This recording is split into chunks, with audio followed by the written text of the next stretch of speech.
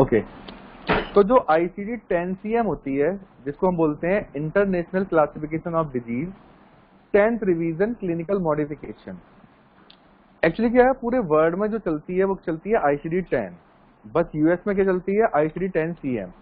तो इन्होंने क्या है अपना अलग वर्जन निकाला हुआ है, स्कोर सारे सेम होते हैं बट इन्होंने क्या किया है अपने एक अलग वर्जन निकाला हुआ है जिसमें इन्होंने क्लिनिकल मॉडिफिकेशन उसका एक नाम दे दिया है, बाकी कुछ नहीं है।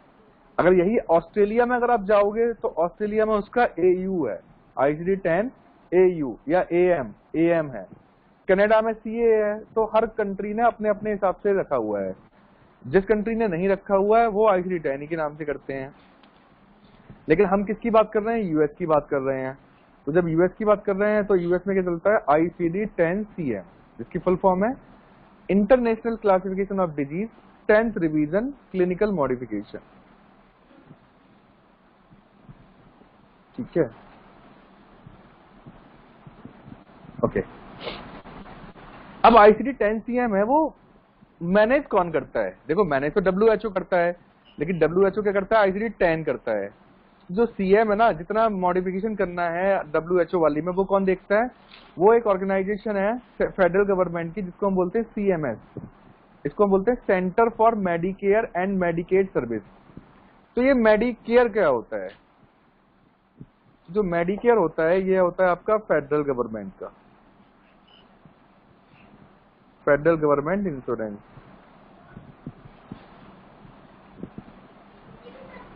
फेडरल गवर्नमेंट की यूएस में फेडरल गवर्नमेंट बोलते हैं और हमारे यहाँ पे क्या बोलते हैं? Central government. और मेडिकेयर क्या होता है आपका? State government insurance. जैसे हमारे इंडिया में सारे स्टेट्स है ना, यूपी, एमपी, राजस्थान, तो ऐसे ही वहां पे जितने भी स्टेट हैं उनके हर स्टेट का क्या है, जो इंश्योरेंस कंपनी होती है गवर्नमेंट की, उसको क्या बोलते हैं? मेडिकेड। तो centre for Medicare and Medicaid services. अब इसमें क्या होता है कि कुछ कोड नए आते हैं, सपोज 2020 में आए, और कुछ कोड डिलीट हो जाते हैं, कुछ रिवाइज हो जाते हैं। तो जो चेंजेस होते हैं, अब एक बार बुक, सपोज ये 2017 की बुक है, अब ये कभी ना कभी तो रिलीज होगी ना, कभी ना कभी तो प्रिंट होगी ना। अब ये चेंजेस फ्रीक्वेंटली होते रहेंगे तो इस बुक में तो आएंगे नहीं। तो चेंजेस क्या होते हैं आपके? हर साल होते हैं, लेकिन कब होते हैं? इंप्लीमेंट कब होते हैं? 1 अक्टूबर। यानी कि 1 अक्टूबर से जो भी नई चेंजेस होंगे वो इंप्लीमेंट होंगे, अनटिल अनलेस कोई बहुत ज्यादा पैंडेमिक डिजीज या कोई वायरस इन्फेक्शन आ जाए, जैसे ये कोविड वाले केस में है। ठीक है, अब इसमें चेंजेस में क्या आता है? कुछ कोड ऐड होते हैं, कुछ डिलीट होते हैं। तो अगर आप 2017 की बुक मिलाओगे और 2020 की बुक मिलाओगे 21 की, तो आपको बहुत ज्यादा चेंजेस नहीं मिलेंगे। ठीक है, सब कुछ वही होगा। लेकिन अगर 2-4 कोड ऐड हो गए हैं तो हमें बुक तो फिर चेंज करनी पड़ती है ना। फिर आपका आईसीडी बुक का जो फॉर्मेट है वो क्या है? तो जो आईसीडी बुक का फॉर्मेट है, एक तो इसमें आपका अल्फाबेटिक इंडेक्स दिया हुआ है आईसीडी बुक में। ठीक है, जिसको हम कैसे यूज करेंगे? Like a dictionary. ये देखो, ये तो अभी गाइडलाइंस हैं जो हमें आपको बाद में पढ़ानी है, मैं आपको दिखाता हूँ।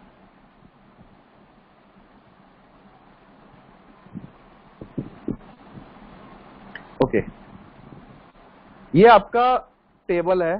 ठीक है, ये अल्फाबेटिक ऑर्डर में है, यानी कि पहले ए वाले आएंगे, फिर बी आएगा, फिर सी आएगा, फिर डी आएगा। देखो ये ए चल रहे हैं, जब ए वाले खत्म हो जाएंगे तो बी आ जाएंगे, ये सी आ गए। तो ये क्या है? आपका डिक्शनरी फॉर्मेट में है। ठीक है, तो अल्फाबेटिक, देयर आर 2 इंडेक्स। एक क्या हो गया आपका? अल्फाबेटिक इंडेक्स हो गया, और दूसरा क्या है? Tabular index.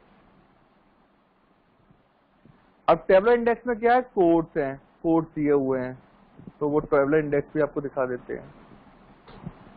ये टेबुलर इंडेक्स है। ठीक है, इसमें हर डिजीज का कोड दिया है, उसका मीनिंग दिया हुआ है। ठीक है, ए से लेके जेड तक कोड्स होंगे इसमें। तो हमारी बुक में क्या है? 2 तो इंडेक्स है, एक अल्फाबेटिक इंडेक्स और एक है टेबुलर इंडेक्स। अल्फाबेटिक इंडेक्स को हम लाइक ए डिक्शनरी यूज करते हैं, और टेबुलर इंडेक्स में हम कोड जो हमें मिल गया है वो हम उसको कंफर्म करते हैं। ठीक है, परमजीत ने ज्वाइन किया है, नहीं किया है? कर लिया है। यस सर, मैं हूँ। हाँ ठीक है, ठीक है जी। उसके बाद हमारी बुक में 2 टेबल्स भी हैं, ठीक है। हमारी बुक में क्या है, 2 टेबल्स भी हैं। और वो टेबल कौन कौन सी हैं? एक है नियोप्लाज्म की। तो देखो टेबल कैसे आएंगी।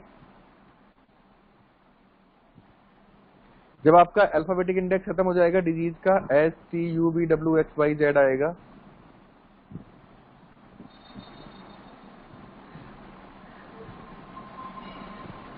तो देखो आपकी एक टेबल ये है, ICD-10CM नियोप्लाज्म टेबल, ठीक है।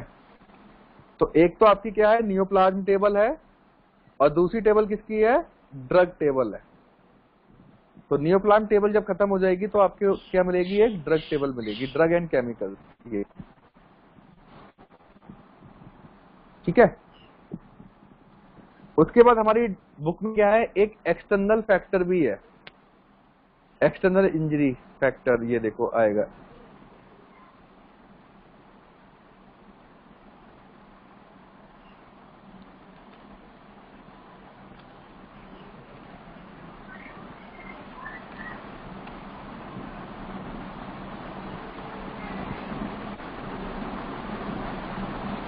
Index to external causes.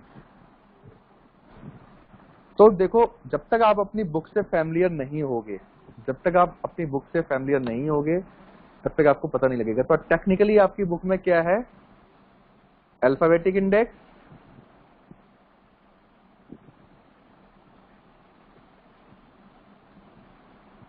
Number 2 पे क्या है आपका, एक तो इसमें ये बड़ा अप्रोच है, ठीक है। उसके बाद इसमें 2 टेबल हैं,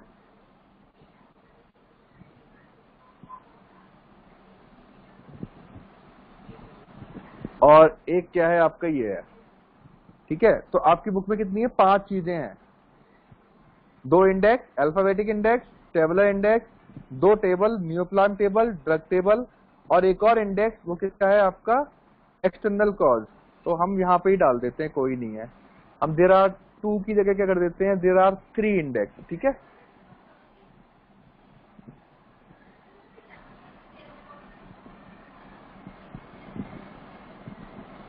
अब ज्यादा बेटर है ना। तो 3 इंडेक्स हैं और 2 क्या है, टेबल। क्लियर है ना आप लोगों को ये? अच्छा, अब अगला आता है पॉइंट कि जो आपका, हाँ, जो आपका आईसीडी कोड होता है, ये क्या होता है आपका, 3 to 7 डिजिट कोड होता है, ठीक है। तो अगर हम ये आईसीडी कोड देखेंगे तो आईसीडी कोड हमें कहाँ मिलेंगे, टेबुलर इंडेक्स में मिलेंगे।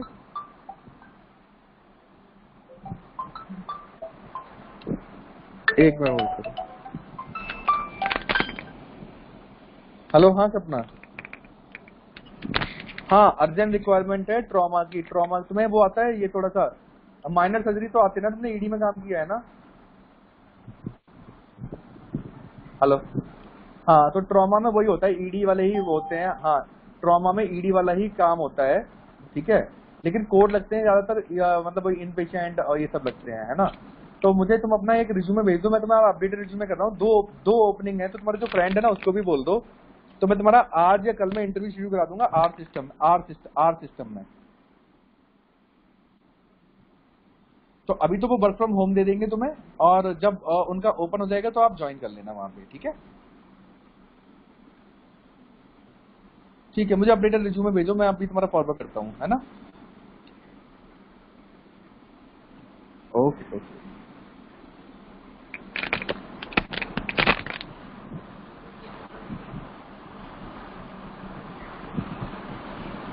तो ये जो आपके कोड हैं, ये देखो, ये जैसे 4 डिजिट का कोड है, 4 डिजिट आ गए इसमें, किसी में 5 होंगे, देखो इसमें 5 है ना, इसमें 5 डिजिट हैं, किसी में 6 होंगे, किसी में 3 डिजिट ही होंगे।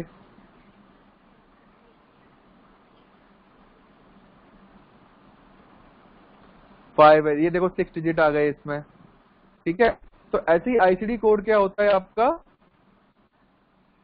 ICD code are 3 to 7 digit alphanumeric code, यानी कि जो कोड्स होते हैं वो क्या होते हैं, अल्फा न्यूमेरिक होते हैं, और जो फर्स्ट लेटर होता है वो हमेशा क्या होता है, अल्फाबेट होता है। यानी कि या तो ए से स्टार्ट होगा या जेड से स्टार्ट होगा, ए टू जेड कोई सा भी लेटर से स्टार्ट हो सकता है। ठीक है, अब ये ऑप्शनल रहेगा, आप ये याद करना चाहते हो या नहीं चाहते हो ये आपके ऊपर डिपेंड करेगा।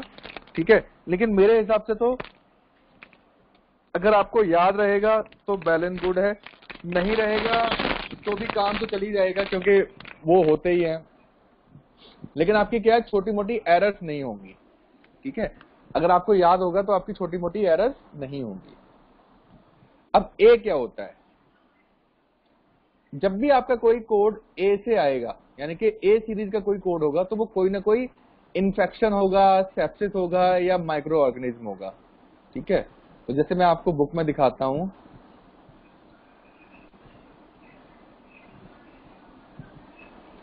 ये देख रहे हो, ये ए वाले सारे कोड हैं, ये कोई ना कोई क्या होंगे, वायरल इन्फेक्शन होंगे, बैक्टीरियल होगा, सिफिलिस है, गोनोडो है ना, तो ये सारे इन्फेक्शन के ही कोड्स आएंगे।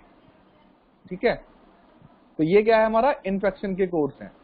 Certain infectious and parasitic disease होंगे। जो ए होगा वो क्या होगा, आपका इन्फेक्शन होगा। बी में भी क्या है, इन्फेक्शन और माइक्रो ऑर्गेनिज्म ही है, सेम चीज है। ठीक है, सी क्या है आपका, कैंसर मेटास्टेसिस। अगर देखो आप सी कोड देखोगे आप किसी का तो वो सारे कैंसर के होंगे, नियोप्लाज्म, मैलिग्नेंट नियोप्लाज्म। कोई भी सी कोड होगा तो आपका क्या होगा, कैंसर, सार्कोमा, कार्सिनोमा, यही सारे होंगे। दिखाई दे रहे हैं? तो जब भी आप सी कोड लगाओगे तो आप समझ जाओगे आप कैंसर का कोड लगा रहे हो, यानी कि अगर सी से स्टार्ट होता है। डी में क्या आता है, benign tumour, benign neoplasm, anaemia and other blood disorder. जैसे अनीमिया का कोड है तो आपका डी से आएगा, किसी को ट्यूमर है या बिनाइन नियोप्लाज्म है तो आपका डी से आएगा। अब एंडोक्राइन डिसऑर्डर, जैसे थायराइड हो गया, डायबिटीज हो गया, तो ये क्या है, आपके एंडोक्राइन डिसऑर्डर है, तो ये हमेशा किस में आएंगे, ई में। अगर आप ई में जाओगे, देखो डी में आपको वही मिलेंगे, ब्लड वाले मिलेंगे या फिर आपके ट्यूमर वाले मिलेंगे। अब हम ई में आ जाते हैं, एंडोक्राइन। ठीक है, हाइपोथायरॉयडिज्म हो गया, थायरॉयडिज्म हो गया, ऐसे आपका डायबिटीज का आ जाएगा, है ना, ये डायबिटीज हो गई। तो जो भी एंडोक्राइन डिसऑर्डर होते हैं वो आपके कहाँ आएंगे, ई में आएंगे। एफ में आते हैं आपके साइकेट्रिक डिसऑर्डर, जैसे किसी को स्मोकिंग की आदत है या फिर आपका अल्कोहल वगैरह की आदत है तो वो सब किस में आएंगे, एफ में। या किसी को डिप्रेशन है या अल्जाइमर डिजीज है, ठीक है, नहीं अल्जाइमर डिजीज नहीं आएगी, वो नर्वस सिस्टम का डिसऑर्डर होता है। तो जो साइकेट्रिक डिसऑर्डर होते हैं ना वो आते हैं इसमें।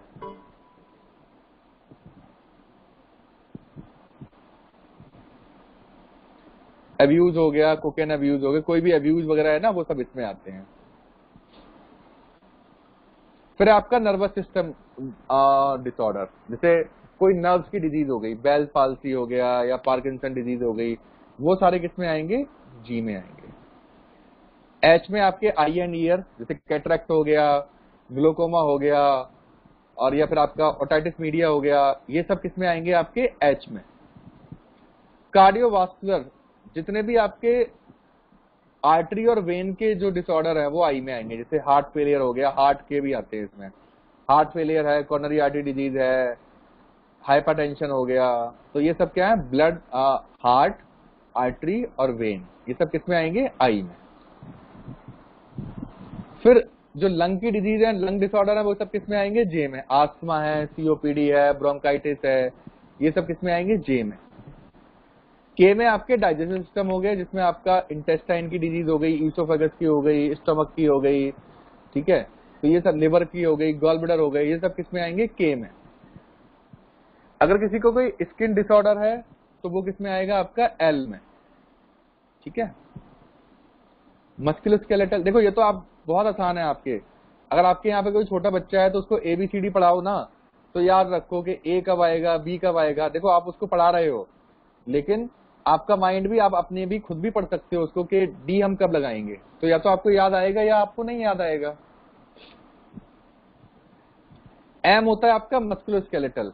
अब देखो मस्कुलोस्केलेटल में आपका जो भी नॉन ट्रोमेटिक डिजीज है, जैसे सपोज किसी को आर्थराइटिस हो गया, रोमेटॉइड आर्थराइटिस हो गया, ये डिजेनरेटेड डिस्क डिजीज हो गई, स्लिप डिस्क हो गई, तो इसमें ये सारे वो वाले आएंगे, नॉन ट्रोमेटिक, ठीक है। लेकिन अगर एक्सीडेंटल केस है, फ्रैक्चर वगैरह है, वो इसमें नहीं आएंगे, ठीक है। एन से आएगा आपका यूरिनरी सिस्टम, जैसे किडनी स्टोन है, यूटीआई है, यूरेट्रल स्टोन है, बीपीएच है, तो जितने भी यूरिन से रिलेटेड डिसऑर्डर होंगे, डिजीज होंगे, वो एन में आएंगे। अगर कोई पेशेंट प्रेग्नेंट है और उसको ड्यूरिंग द प्रेगनेंसी कोई कॉम्प्लिकेशन है, तो ओ से आएगा। नियोनेटल आपका पी से 1 महीने तक के बच्चे को हम बोलते हैं नियोनेटल बोलते हैं, ठीक है। अगर बाई बर्थ होता है तो हम उसको कंजेनिटल डिसऑर्डर बोलते हैं, ठीक है, तो वो क्यू से आएगा। सर नियोनेटल का क्या बताया आपने? किसका?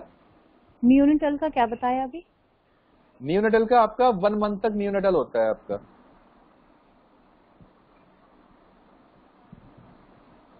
ट्वेंटी 8 डेज तक होता है ना, या तो 28 डेज होता है या 1 ईयर होता है। एक सेकंड क्रॉस चेक कर लेते हैं, क्योंकि इन्फेंट और नियोनेटल में कुछ प्रॉब्लम है। एक 28 डेज होता है और एक 1 ईयर होता है ना, तो एक बार चेक कर लेते हैं।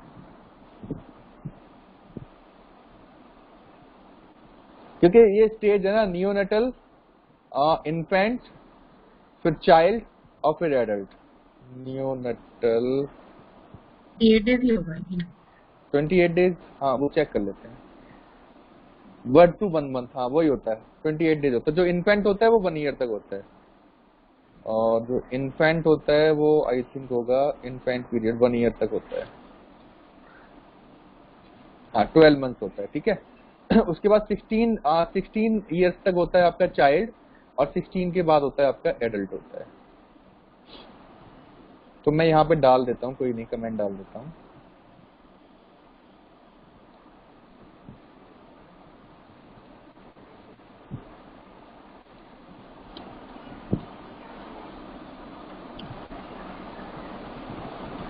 Patient up to 1 month age, ठीक है। तो अब इसमें हम यहाँ पे वो डाल देते हैं बना के, एक छोटी सी टेबल है ना। Neonatal 1 month, infant 1 year, child 16 years, adult 16 plus. तो ये फॉलो करते हैं हम, ठीक है। साइन एंड सिम्टम्स, जैसे किसी को शॉर्टनेस ऑफ ब्रेथ है, चेस्ट पेन है, अभी कोई डिजीज तो है नहीं, बस आपको फील हो रहा है। यानी कि सिम्टम्स क्या होते हैं? जो हमें फील होते हैं। साइन जो हम डॉक्टर को बताते हैं कि भाई मुझे वॉमिटिंग हो रही है या मेरे सर में दर्द हो रहा है, तो ये डिजीज थोड़ा ही है, ये तो जस्ट जो डिजीज आपको है उसका एक सिम्टम है, वो इंडिकेट कर रहा है भाई डॉक्टर के पास जाओ आप, ठीक है। तो अगर कोई डिजीज नहीं निकलती है तो हम सिम्टम्स ही लगाते हैं, तो साइन एंड सिम्टम्स इसमें आएंगे आपके आर में। फ्रैक्चर, इंजरी, ट्रॉमा ये आते हैं आपके एस में, और एस टी में आते हैं आपके बर्न वगैरह आते हैं, बर्न एंड पॉइजनिंग, और यू इसके बाद आएगा जो अभी आया है कोविड का कोड। एक्सटर्नल फैक्टर आपके VWS में आते हैं, और वैक्सीनेशन हिस्ट्री, स्टेटस पोस्ट, ये सब किसमें आते हैं? आपके जेड में। तो अभी तक आपके माइंड में कोई क्वेरी घूम रही है ऐसी जो आपको लगता है कि आपको अभी तक ये चीज क्लियर नहीं है?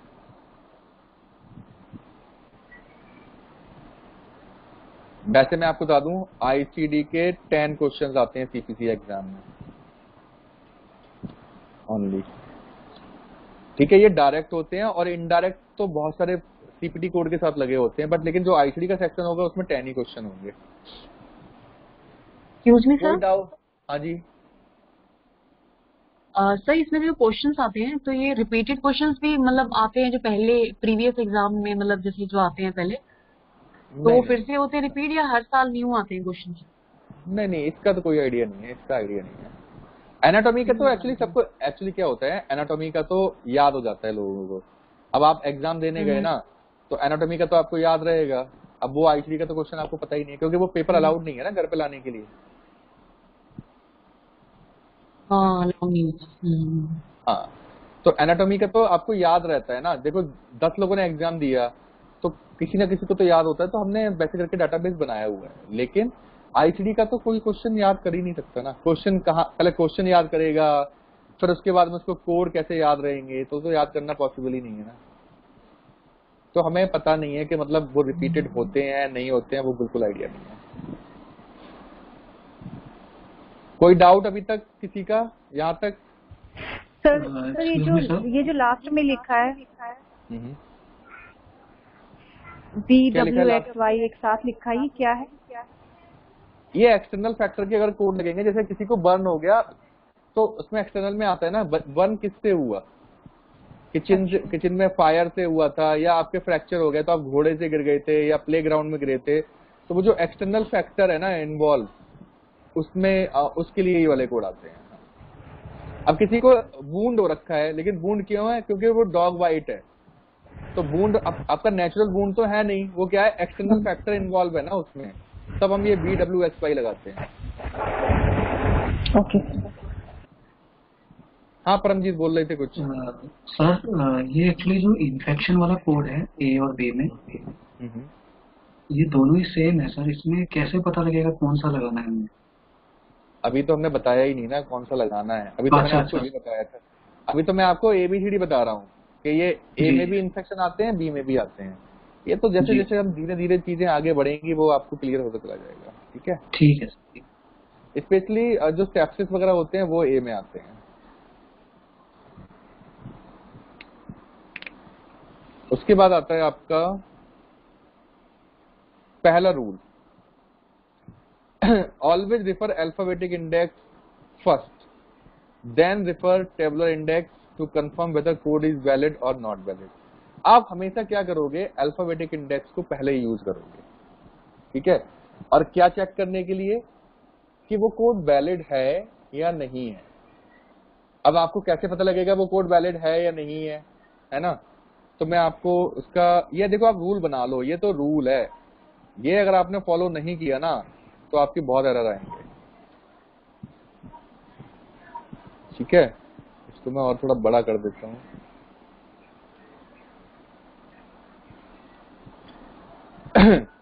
अब कैसे पता लगेगा आपको कि कोई चीज वैलिड है कि नहीं है?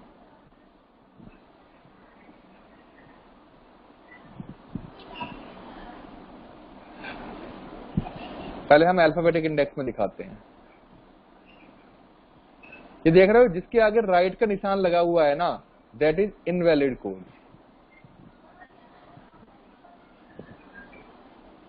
जैसे इसके आगे राइट का निशान नहीं लगा हुआ है, ये है ना, तो ये वैलिड है। ये वाला कोड है ना, ये वैलिड है। लेकिन ये वाला जो कोड है ना, ये क्या है, ये इनवैलिड है। तो जिसके आगे कोई राइट का मार्क या क्रॉस का मार्क लगा हुआ होगा, ये जैसे इंजीनियरिंग की बुक है तो इसने राइट लगाया हुआ है, कोई और ऑथर की बुक होगी तो वो कुछ और मार्क कर सकता है। क्लियर है? तो यहां से सारे लोग पहचान जाओगे कि वो कोड वैलिड है कि नहीं है अल्फाबेटिक इंडेक्स से।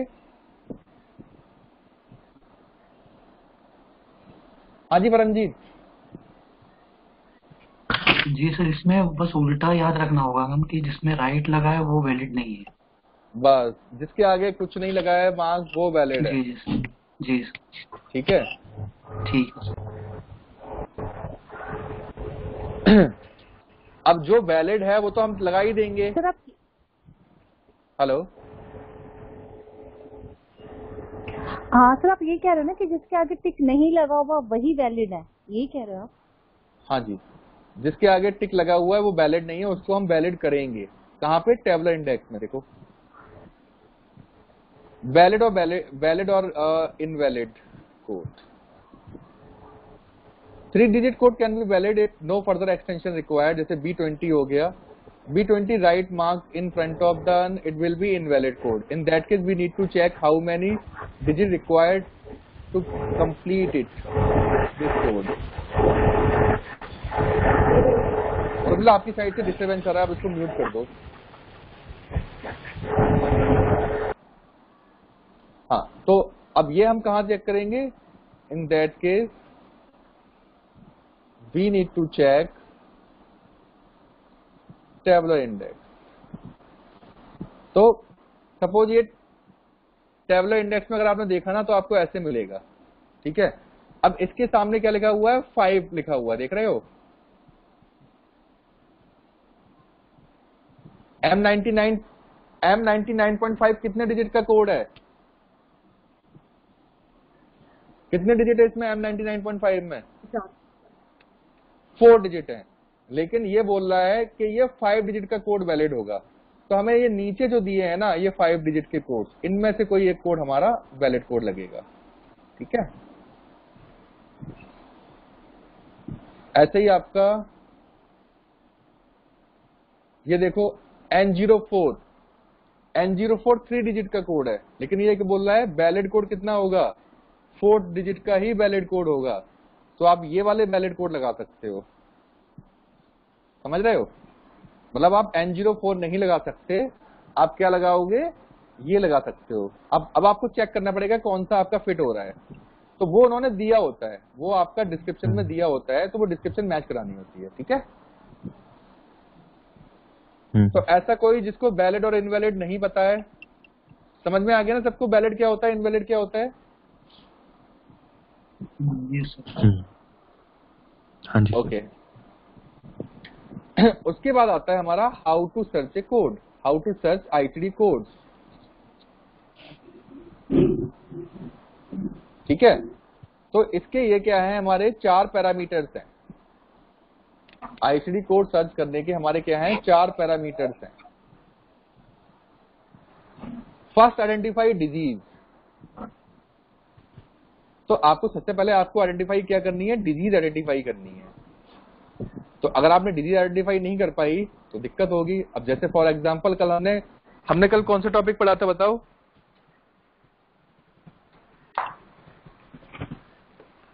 एनाटॉमी में कौन सा टॉपिक पढ़ा था कल? Sir excretory system. कौन सा? एक्सक्रीटरी। हाँ, हमने यूरिनरी सिस्टम पढ़ा था, यूरिनरी सिस्टम। हाँ। तो अब हम आ जाते हैं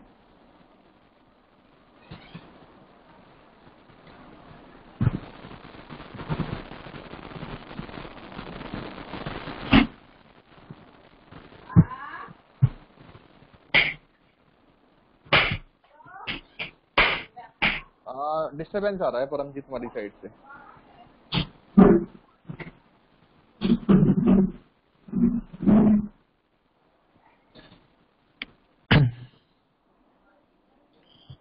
साजिद तेरी साइड से आ रहा है,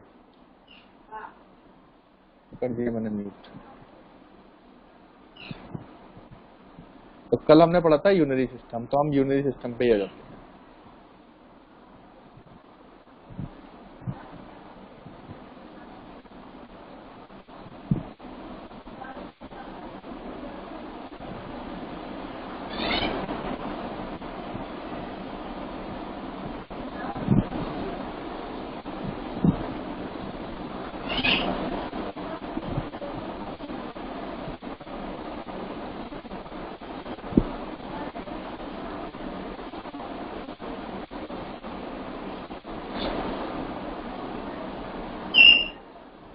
ये डायग्नोसिस थे ना, एक्यूट रीनल फेलियर, ARF, ठीक है।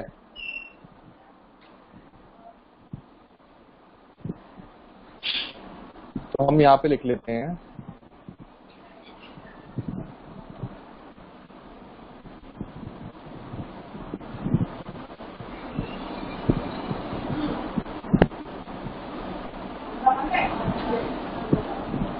एक्यूट रीनल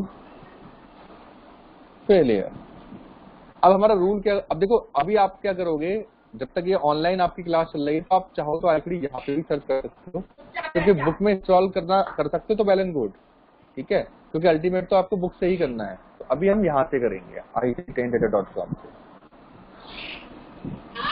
ये भी बुक की तरह ही काम करता है, लेकिन ये है कि ये थोड़ा आसान है।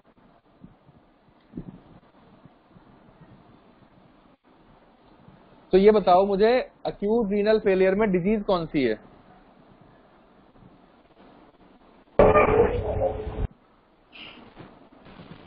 हेलो हाँ जी। Hello hello.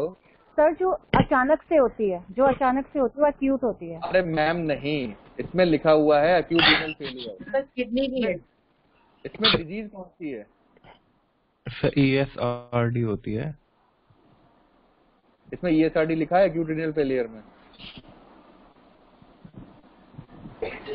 इसे भी तो रीनल तो सिर्फ किडनी के लिए बताया था। सर किडनी के लिए है ना ये। मेरे भाई यहाँ पे 3 लेटर लिखे हुए हैं ना, 3 लेटर लिखे हुए हैं ना, ARF। इसमें डिजीज क्या है?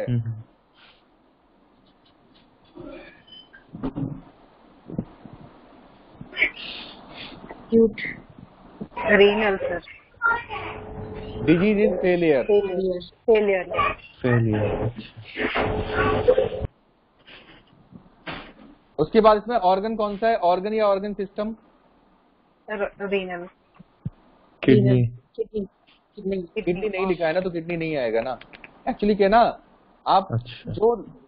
जो चीज लिखी है ना, आप देखो उसी पे आपको देखना पड़ेगा, क्योंकि मैंने बताया था ना, डॉक्टर 36 तरह से लिख सकता है, लेकिन जो लिखा, अगर या तो आप देखो उतने एक्सपर्ट हो कि आप कोरिलेट करो, तो अभी तो आप जो लिखा हुआ है ना, बस उस पे ही जाना है, आपको फोकस करना है। जो ऑर्गन है वो क्या है आपका? रीनल। और सिवियरिटी क्या है इसकी? एक्यूट।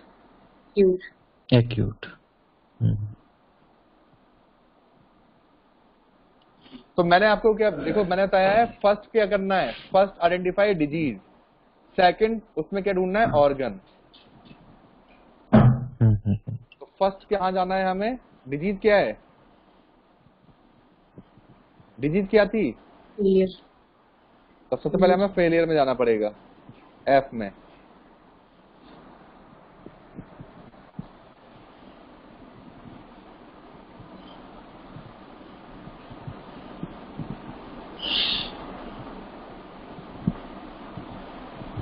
फेलियर। बुक भी ऐसे ही होती है, मैं आपको सेम चीज बुक में भी ढूंढ के दिखाऊंगा। फेलियर, अब फेलियर में फिर ABCD स्टार्ट हो गई। अब हमें क्या ढूंढना है इसमें? रीनल।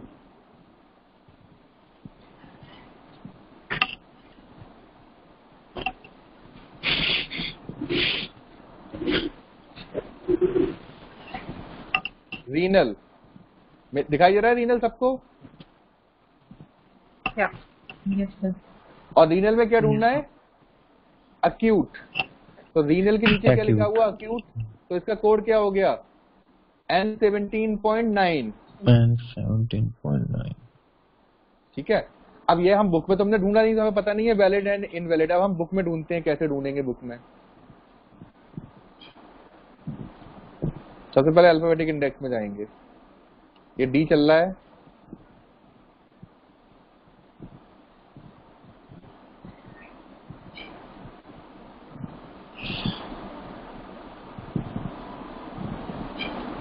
एक मिनट बच्चों, मुझे इसको सेट करने दो थोड़ा सा।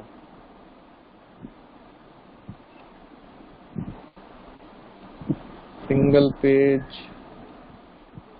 Continue scroll. हाँ, तो फेलियर में जाएंगे हम। आप ऐसे ढूंढते हो तो बैड एंड गुड, सॉफ्टवेयर की जरूरत ही नहीं पड़ेगी आपको। फिर E चल रहा है अभी,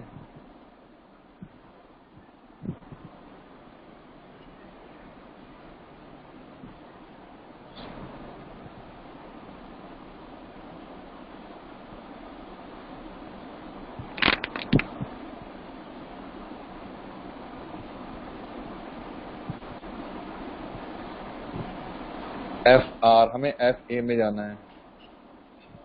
टाइम कंज्यूमिंग होता है। फेलियर, ठीक है। अब फेलियर में हमें क्या ढूंढना है? रीनल। ये R चल रहा है, ये D। ऐसा नहीं है आप फेलियर कहीं पे भी आ जाओ, जहां पे फेलियर स्टार्ट हुआ है ना, हमें तो वहीं से सर्च स्टार्ट करनी है, ध्यान रखना। फेलियर तो यहाँ पे भी लिखा हुआ है, लेकिन ये क्या है? कंटिन्यूड।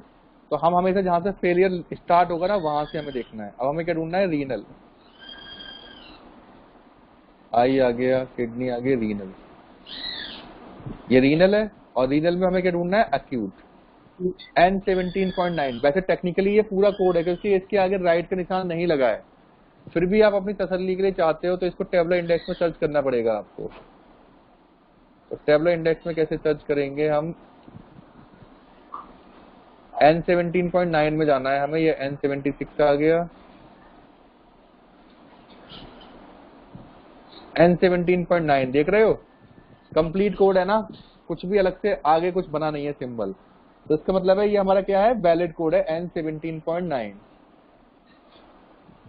तो एक्यूट किडनी फेलियर का कोड क्या आ जाएगा, N17.9। ऐसा कोई जिसको समझ में ना आया हो?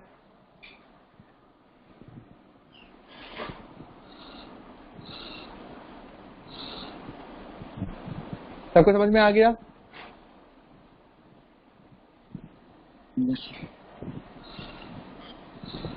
तो मैं ये तो ढूंढ नहीं रहा, अब ये एक्यूट रेस्पिरेटरी फेलियर नहीं ढूंढ रहा क्योंकि सेम ही चीज है। अभी बताओ एक्यूट रेस्पिरेटरी इन्फेक्शन, अब इसमें डिजीज कौन सी है? ये तो नीचे लिखा हुआ है, बता दोगे तुम लोग देख के? इन्फेक्शन। हाँ, क्योंकि इन्फेक्शन है। और ऑर्गन कौन सा है, रेस्पिरेटरी ट्रैक्ट, ठीक है। और रेस्पिरेटरी में भी क्या है, अपर है, और उसकी सिवियरिटी क्या है, एक्यूट। तो आप कैसे ढूंढोगे, पहले जाओगे इन्फेक्शन में,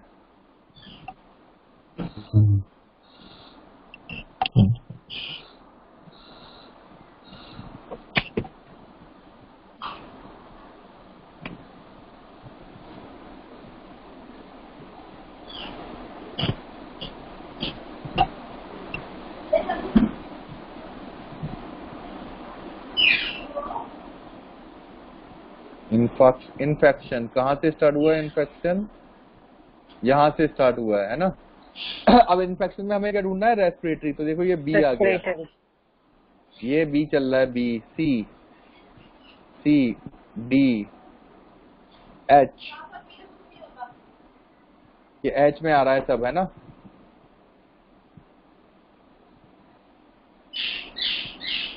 जी, एम,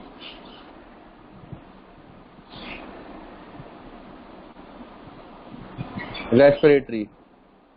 रेस्पिरेटरी में कौन सा था, अपर, है ना। और अपर के आ गई, एक्यूट का कोड दिया हुआ है, एक्यूट अपर रेस्पिरेटरी। तो हमारे सारे कोड मिल गए ना, सारी चीज मिल गई ना। हम इन्फेक्शन में थे, इन्फेक्शन में क्या आया, रेस्पिरेटरी, रेस्पिरेटरी में अपर, और अपर में क्या है, एक्यूट। तो हमें मिल गया, तो हमारा कोड क्या हो गया, J06.9। किसी को डाउट? नहीं सर। मैन है कि आपका वो टर्म आप लोकेट कर पाओगे नहीं कर पाओगे, तो वो आपको रूल पता होना चाहिए। तो देखो यहाँ पे J06.9 कोड लगाया था ना हमने, J06.9, तो ऐसे ही आया है ये J06.9। अब हम इसका कोड ढूंढेंगे, लिवर एब्सेस। इसमें डिजीज क्या है बताओ?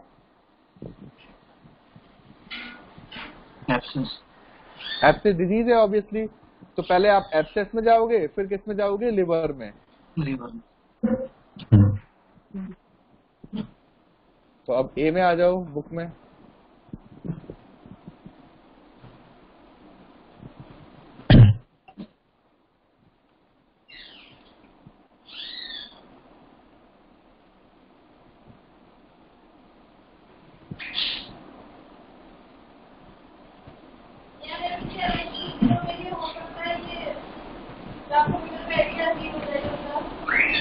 चार सौ मीटर में हमारा नहीं आता है, नहीं आता ना हमारा एरिया 400 मीटर।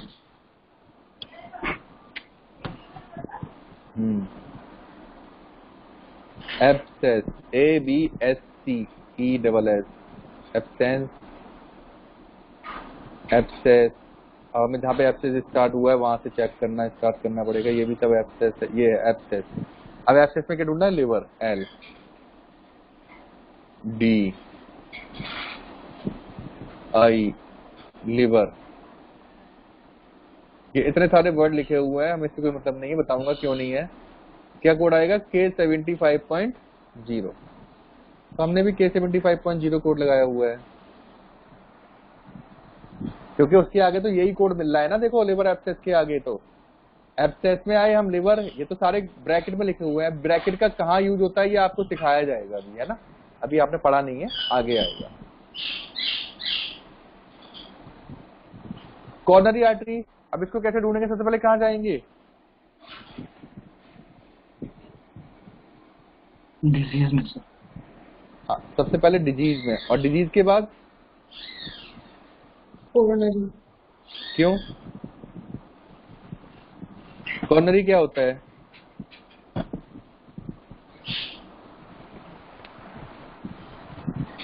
कॉर्नरी ऑर्गन नहीं है, और आर्टरी है। Artery, artery is organ. Artery is organ, yes. हाँ, आर्टरी ऑर्गन है, और कॉर्नरी उसका वो है, स्पेसिफिकेशन है कहाँ की है वो, हार्ट की। हार्ट। तो पहले आप डिजीज में जाओगे। बट सर कोरोनरी सिवियरिटी में नहीं ले सकते ना? नहीं, सिवियरिटी नहीं है, मॉडिफाइंग फैक्टर है ना। देखो आपका ये रूल ये है, ऐसे आपका ये है, या तो आपको देखो ये तो फिक्स है कि आप पहले डिजीज में, उसके बाद आपका उसमें ऑर्गन में जाओगे, उसके बाद या तो सिवियरिटी मिलेगी या मॉडिफाइंग फैक्टर मिलेगा। ओके, उसमें मॉडिफाइंग फैक्टर क्या है? एग्जांपल में I think it's modifying factor in the last example. Is it how it is? Because आप यहाँ पे देखिए, it is coronary artery disease. नहीं, लास्ट वाले एग्जांपल कौन सा था? ये वाला upper respiratory infection. No sir, I am talking about coronary artery disease. इसमें डिसीज हुआ, it is disease, and organ हुआ आर्टरी। हाँ, और But how do you want us type to- आप मॉडिफाइंग फैक्टर लिख लो, आप टाइप लिख लो, आप इस पे मोर स्पेसिफिकेशन है ना। Okay okay. हाँ, क्योंकि वो आपका आर्टरी मैन है, और आर्टरी कहाँ की, एक्चुअली मैं बताता हूँ इसको क्या करते हैं। आप हमेशा ब्रॉड से ना नैरो में जाते हो। तो सबसे पहले क्या है? डिजीज कहाँ की? आर्टरी की। कौन सी artery? Coronary artery. It can be renal artery, it can be liver artery, hepatic artery, it can be brain artery, any artery, है ना। तो आर्टरी क्या है? ब्रॉड टर्म है, और वो फिर ब्रॉड में कौन सी आर्टरी? कोरोनरी। मैं यहाँ पे ये भी लिख सकता था हिपैटिक आर्टरी डिजीज, तो वो लिवर का हो जाता। हाँ, तो हमें क्या है, सबसे पहले हमें जो सबसे बड़ा ब्रॉड एरिया होता है वो ढूंढना होता है, उसके बाद फिर जो थोड़ा नैरो, फिर और नैरो, हमें नैरोइंग में जाना होता है, ठीक है, मतलब मोर स्पेसिफिक चीजों में। तो अब इसको हम कैसे ढूंढेंगे कॉर्नरी आर्टरी डिजीज को?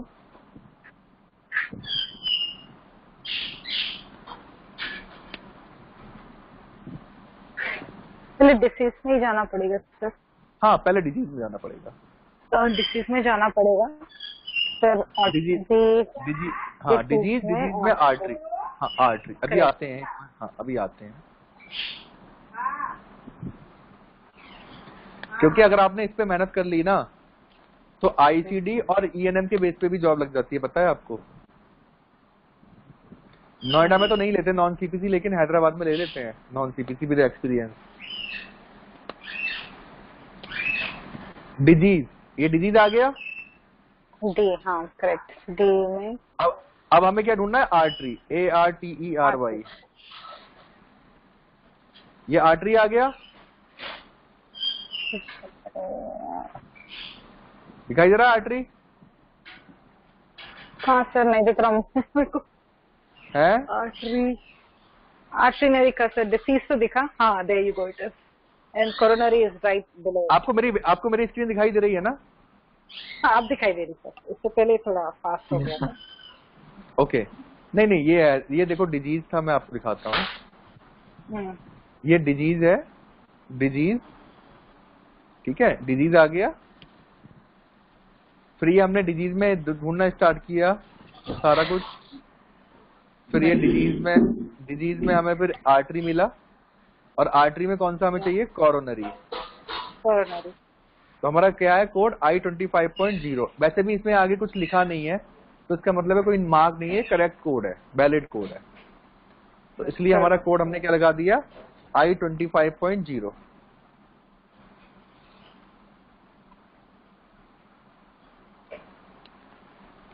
कितने लोगों को समझ में नहीं आया अभी तक कुछ भी? कोई ऐसा जिसको बिल्कुल समझ में ना आया हो? तो रूल समझ आ गया, लेकिन जो शीट फटाफट ऊपर नीचे होती है ना, तो मैं उसमें जल्दी से देख नहीं पाती हूँ। अच्छा, वो तो मैं इसलिए कर रहा हूँ ना क्योंकि पेज मुझे पता है ना फ्लिप करने हैं, वो तो मुझे पता है ना पेज फ्लिप करने हैं। अगर वो एक एक करके पेज फ्लिप करूंगा ना तो हम फिर आधा घंटे में एक ही कोड ढूंढ पाएंगे। नहीं, आप कई बार कहते हैं ना कि आपको दिख रहा है तो मैं ढूंढती हूँ, मुझे तो समझ नहीं आता, वो चला भी जाता है। अरे क्योंकि नहीं, last मैं क्या कुछ दिखता है? एक सेकंड नहीं, आपको ढूंढने देखने की जरूरत ही नहीं है। मैं तो आपको बता रहा हूँ, पहले आप डिजीज में जाओ, अब डिक्शनरी ढूंढना है ना हम तो। अब मैंने आपको हाँ। डिजीज में ढूंढना है, अब ऑब्वियसली डिजीज, अब सपोज मुझे फेलियर में जाना है, तो फेलियर तो मैं फास्ट ही स्क्रॉल करूंगा ना, क्योंकि जब तक मुझे फेलियर नहीं मिलेगा मुझे फास्ट स्क्रॉल करना पड़ेगा ना। तो आपको ये तो अभी समझ में नहीं आएगा प्रोसेस, क्योंकि ये आप करोगे तो मुझे समझ में नहीं आएगा कि आप कहाँ जा रहे हो। ठीक है, तो ये तो हम जस्ट डिक्शनरी ढूंढ रहे हैं। हाँ, रूल समझ आ गया है। तो मेन तो रूल है, बाकी तो मैं आपको यहाँ से बहुत आसान वे में तब बता दूं, लेकिन आपका एग्जाम में ऐसे आता नहीं है ना। ये तो आसान था। अब ऐसे हम डिजीज, अगर हम कॉर्नरी आर्टरी डिजीज का कोड ढूंढेंगे तो बहुत आसानी से मिल जाएगा हमें।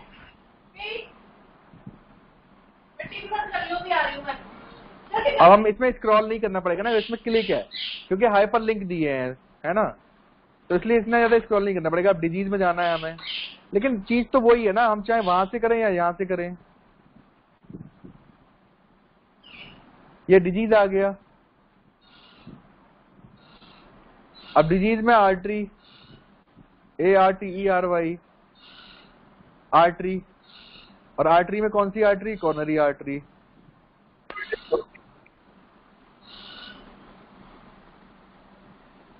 ठीक है, इसमें सर्च की ऑप्शन नहीं चलेगा क्या सर? बिकॉज एग्जाम के टाइम पे can we use this search option?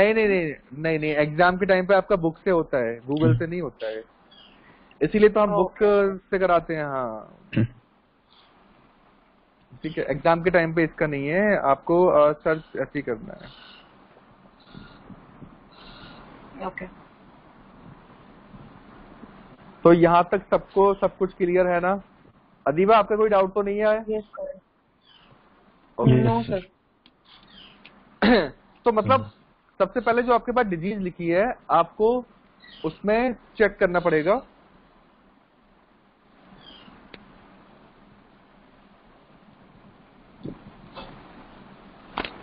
कि डिजीज क्या है, ऑर्गन क्या है, सीबीआरटी, मॉडिफाइंग फैक्टर, जो भी आपको मिल रहा है वो आप कर सकते हो। उसके बाद आपकी बेसिक गाइडलाइन है। ढूंढने का तरीका आ गया ना। अब आप देखो, अब आप इसमें 25 कोड ढूंढोगे, 30 ढूंढोगे, वो आपके ऊपर डिपेंड करेगा, क्योंकि डिजीज तो आपके पास है। जो आपकी पीपीटी दी है, प्रेजेंटेशन दी है पीपीटी, उसमें भी डिजीज है, और जो मैंने आपको वर्ड डॉक्यूमेंट शेयर किया हुआ है जहाँ पे हम थोड़ा बहुत लिखते हैं, डायग्नोसिस जैसे लिखते हैं, वहां पे भी डिजीज है। ठीक है, और नहीं तो आप लोग 5-5, 6-6 टाइप करके, लोग बहुत सारे लोग क्या करते हैं पता है, पेपर पे लिखा और फोटो खींच के ग्रुप में डाल देते हैं। वो नहीं, आप टाइप करके 5-5, 10-10 डिजीज ग्रुप का हर कैंडिडेट अगर लिखेगा, तो इस ग्रुप में ऑलमोस्ट 9 कैंडिडेट्स हैं। ठीक है, तो अगर सबने 10-10 लिखे तो आपके 90 डायग्नोसिस आपको मिल जाएंगे, जिनके आपको कोड ढूंढने हैं एक दिन में ही। लेकिन आपका कंट्रीब्यूशन कितना रहेगा? केवल 10 का। तो जो आप जो टाइप करोगे वो बाकी लोगों को हेल्पफुल हो जाएगा। तो ये हम ऐसे नॉर्मली मैं ऐसे करता हूँ। ठीक है, वो तो मेरा अभी 8-10 दिन फोन नहीं था, और मैं दूसरे फोन पे ये वाला ग्रुप बनाना नहीं चाह रहा था, क्योंकि अल्टीमेट तो मुझे अपनी सिम अपने फोन में डालनी थी, क्योंकि अगर मैं बनाता वो फिर ग्रुप वापस मुझे एग्जिट हो जाता मेरे से। ठीक है,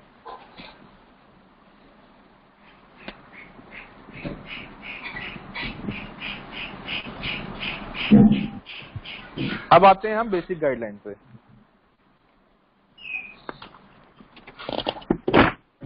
बेसिक गाइडलाइन आईसीडी की क्या होती हैं? देखो,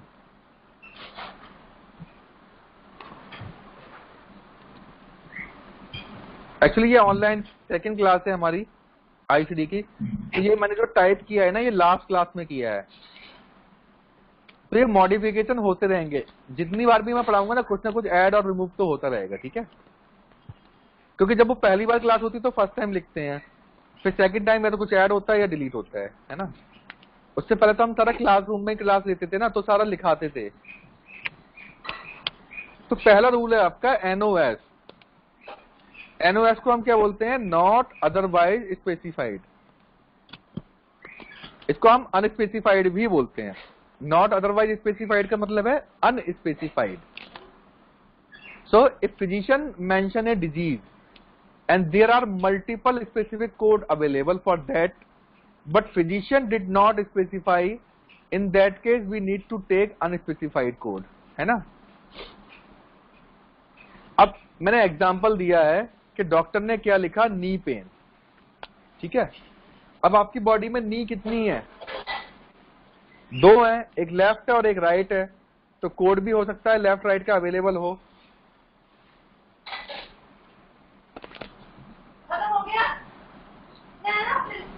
तो हमारे पास कोड किसका अवेलेबल है, right knee pain, left knee pain और अनस्पेसिफाइड नी पेन, ठीक है। तो डॉक्टर ने क्या बोला है, मेरे नी पेन, तो मैं इन तीनों में से कौन सा कोड लगाऊंगा बताओ। सर लास्ट वाला, क्योंकि डॉक्टर ने, हाँ, तो डॉक्टर ने क्या किया, स्पेसिफाई किया ही नहीं, ठीक है। तो हम इस केस में एनओएस वाली गाइडलाइन फॉलो करते हैं, यानी कि जब आपके पास मल्टीपल कोड अवेलेबल हो और डॉक्टर वो चीज स्पेसिफाई ना करे, तो उस केस में आप कौन सा ले लोगे, अनस्पेसिफाइड वाला। क्लियर है? हेलो, यस तो क्लियर है ना? ओके, हाँ जी सर। Yes sir. अब अगली गाइडलाइन क्या है, देखो। अब इसमें ये बोल रहा है, if physician mention a disease and there are multiple code available, है ना, for that but no code available for specification which mention by physician. मतलब हमारे पास बहुत सारे कोड अवेलेबल हैं, लेकिन जो डॉक्टर ने बोला है ना वो अवेलेबल नहीं है। तो इस केस में ये वाला है, फिजिशियन ए ने बोला है अपर एब्डोमिनल पेन और फिजिशियन बी ने बोला है पेशेंट बी के लिए एब्डोमिनल पेन। तो हमारे पास कोड अवेलेबल किसके हैं, right upper quadrant, left upper quadrant, right lower quadrant, left lower quadrant, periumbilical, epigastric, other specified, unspecified. तो देखो यहाँ पे तो उसने अपर एब्डोमिनल बोला है ना, लेकिन मेरे यहाँ पे अपर एब्डोमिनल नहीं है। मेरे यहाँ पे अपर क्वाड्रेंट तो है, लेकिन वो लेफ्ट अपर है और राइट अपर है। तो इस केस में मैं यहाँ पे कौन सा कोड लगा दूंगा, अदर स्पेसिफाइड, है ना,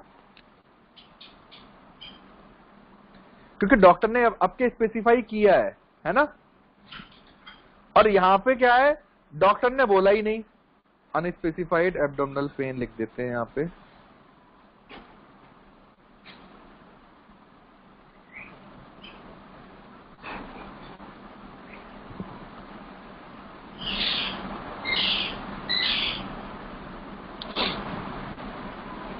ठीक है, तो सेकंड वाले में क्या चला जाएगा, अनस्पेसिफाइड एब्डोमिनल पेन। क्लियर है? कोई डाउट किसी को? जब डॉक्टर स्पेसिफाई करे और हमारे पास कोड ना हो तो हम क्या लेते हैं, अदर स्पेसिफाइड, ठीक है। और जब डॉक्टर स्पेसिफाइड ना करे और हमारे पास मल्टीपल कोड हो तो हम लेते हैं अनस्पेसिफाइड। तो होप ये 2 गाइडलाइन सबको याद हो गई हैं, समझ में आ गई हैं, याद तो अभी नहीं होगी खैर। जी सर, समझ आ गई है।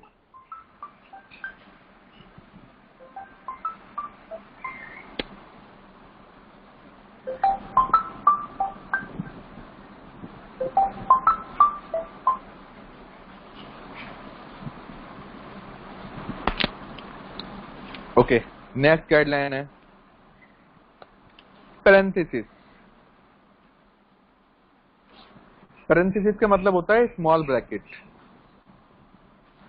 तो आप लोगों को मैं 2 मिनट का टाइम देता हूं, ये जरा जो 2 सेंटेंस मैंने हाईलाइट कर रखे हैं जरा ये पढ़ो और मुझे बताओ आपको क्या समझ में आया। क्या हो गया इसको?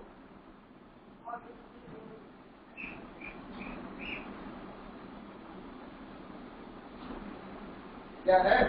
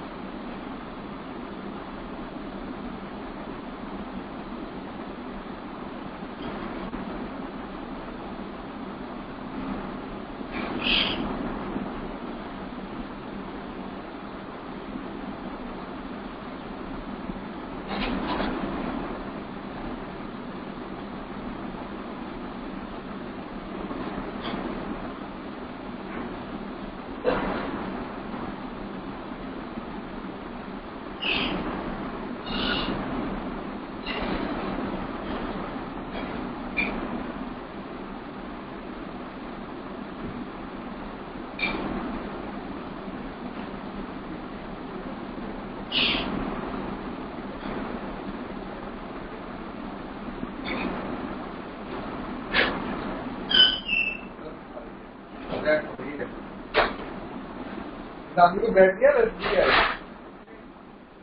ब्रेड इतना सूखा हुआ कितना कितना बोल रहा है वो।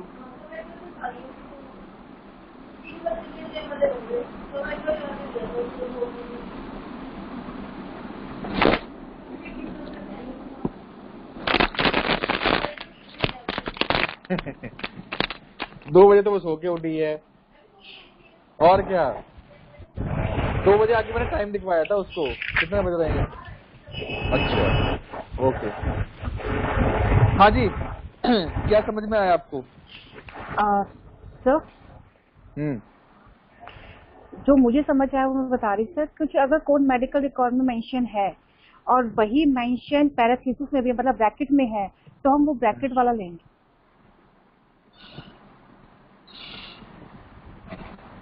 नहीं, अगर if something mention in medical record and same thing mention in parenthesis in alphabetic index we will take that same वही चीज। हाँ हाँ वही चीज सेम अगर ब्रैकेट वाले में मेंशन हो तो हम ब्रैकेट वाले लेंगे। हाँ बिल्कुल। और अगर मेडिकल रिकॉर्ड में मेंशन नहीं है और वही पैरेंथेसिस में मेंशन है तो भी हम वही लेंगे। अगर आपने ध्यान दिया होगा तो भी ये रेस्पिरेटरी। हाँ अब आप लोग म्यूट कर दो क्योंकि डिस्टर्बेंस आ रहा है ना। अगर आपने ध्यान दिया होगा तो जब हमने ये acute respiratory infection sorry acute liver failure ढूंढा था, कहाँ किडनी फेलियर, तो ये अक्यूट है ना ब्रैकेट में था। याद आया आपको कुछ? दिखाऊं? Yes sir. दिखा देता हूं मैं, कोई नहीं।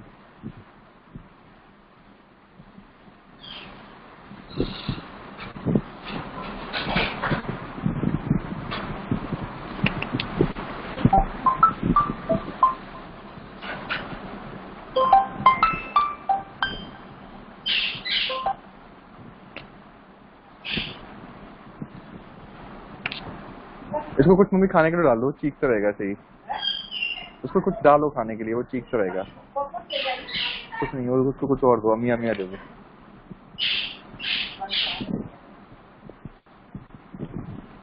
फेलियर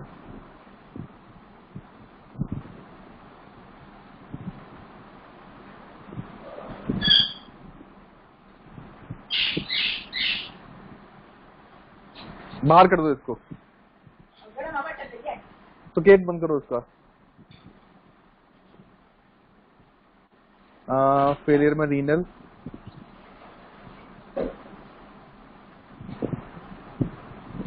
अच्छा इसमें एक्यूट ऐसे ही आ गया था। ओके, इसी में था रेस्पिरेटरी, उसमें था रेस्पिरेटरी वाले में था। रेस्पिरेटरी रेस्पिरेटरी देख लेते हैं, इसी में था, मुझे याद नहीं है। इन्फेक्शन में होगा फिर।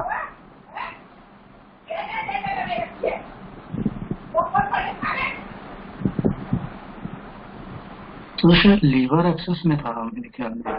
नहीं, हाँ लिवर एक्सेस में था, वो मैं बाद में जाना चाह रहा हूँ। मैं वो दूसरा वाला था, वो अपोजिट था, वो भी दिखाऊंगा।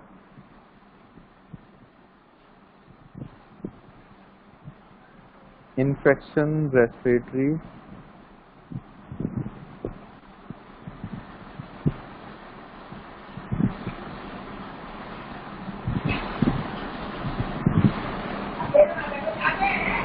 स्लो हो गया, एक second.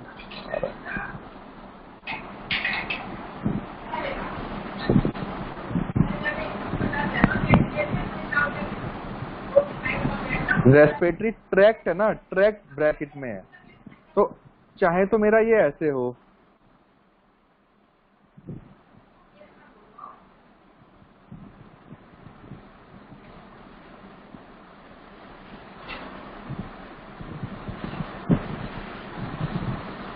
Acute upper respiratory failure tract infection है ना, और या मेरा अपर रेस्पिरेटरी इन्फेक्शन भी होगा ना, ट्रैक्ट नहीं होगा तब भी मेरा वही जाएगा। ठीक है, तो यहाँ पे क्या है, ट्रैक्ट है लेकिन किसमें है, ब्रैकेट में है। देख रहे हो? तो ये रेस्पिरेटरी ट्रैक्ट कंप्लीटली पूरा होगा ये। ठीक है, इसको हम रेस्पिरेटरी ट्रैक्ट ही पढ़ेंगे। और उसके बाद क्या है, अपर है ना, और फिर अगेन ब्रैकेट किस में आ गया, अक्यूट ब्रैकेट में है।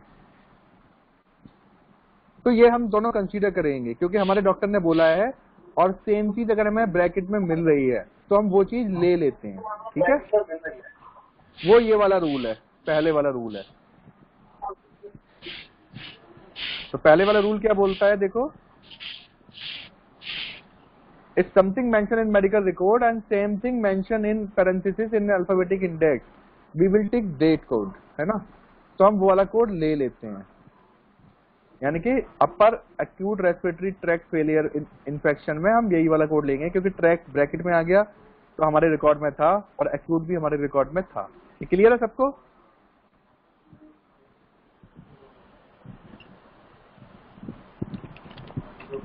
किसी को डाउट या अभी क्लियर है सबको?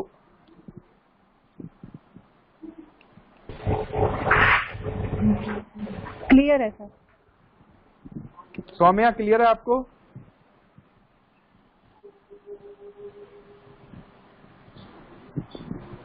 सौम्या आपको हाँ क्लियर सर। है?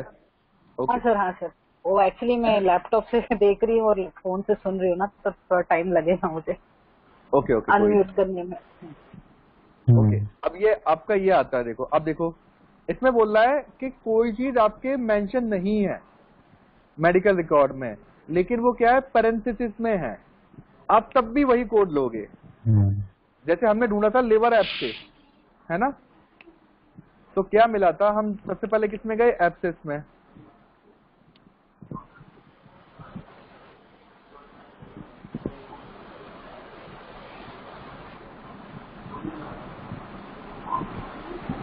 Abscess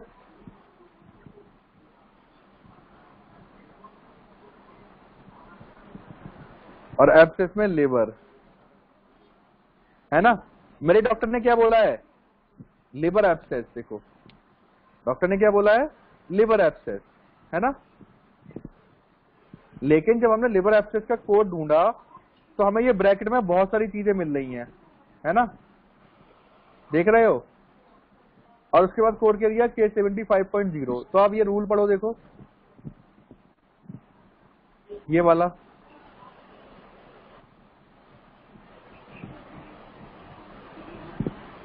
yes sir. It's something not mention in medical record but mention in parenthesis in alphabetic index. हम तब भी वही कोड लेंगे, क्योंकि हमारा इससे कोई फर्क पड़ेगा ही नहीं। ना तो हमारे अगर ये होता कोलेंजियाटिक लिवर एब्सेस, तब भी यही कोड जाता, क्योंकि ये सारे वर्ड किसके अंदर हैं, पैरेंथेसिस में है। तो इनकी वैल्यू हमारे लिए क्या है, 0 है, कोई वैल्यू नहीं है अगर हमारे रिकॉर्ड में नहीं है। तो अगर ये रिकॉर्ड में होते तो हमारा तब भी वही कोड जाता। तो ये सबको क्लियर है? तो चाहे तो डॉक्टर लिवर एब्सेस बोले या हेमेटोजेनिक लिवर एब्सेस बोले या पायोजेनिक लिवर एब्सेस बोले या कोलेंजेटिक लिवर एब्सेस बोले, कोड यही जाएगा।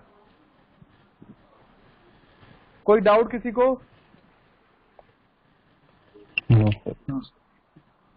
क्योंकि ये बेसिक चीज है। अगर देखो आपको ये नहीं आया ना, तो फिर आपको आईसीडी में तो चीजें समझ में नहीं आएंगी, ठीक है। क्योंकि अगर आपका बेस, अगर आपको कोड ढूंढना ही नहीं आएगा तो आईसीडी में आप करोगे क्या।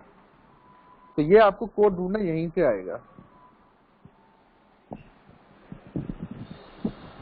और ये मैं आपका आज का सेशन ना रिकॉर्ड कर रहा हूँ तो मैं ये अपनी वेबसाइट पे डाल दूंगा। तो आप जिन्होंने रजिस्टर किया है, वो बैलेंस कोड नहीं किया है, तो आप कर लेना, फिर अपने जीमेल वगैरह से कर लेना लॉगिन, तो मैं आपको एक्सेस दे दूंगा, तो आप सुन सकते हो ऑनलाइन, ठीक है।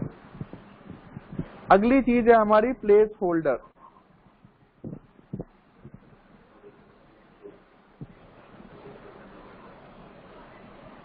अब ये प्लेस होल्डर क्या होता है,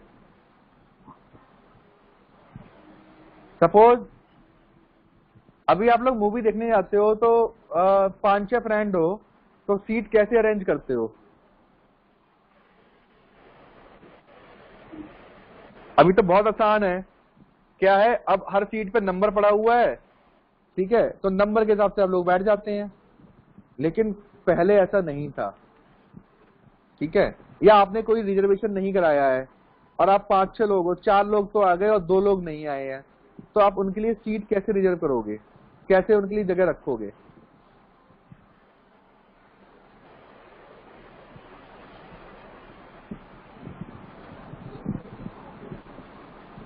बताओ।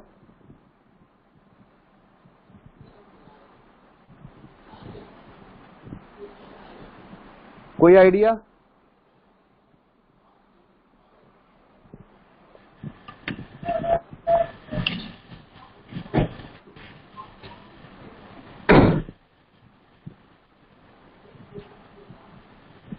मैं दिखाता हूँ आपको कैसे, अगर मैं होता आपकी जगह तो कैसे करता।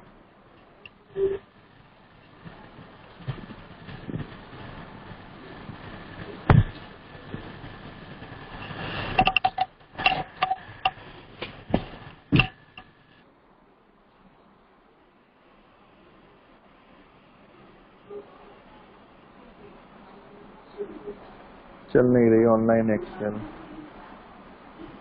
कोई नहीं, मैं अपना नंबर को लेता हूँ अगर यहाँ से कोई करता है।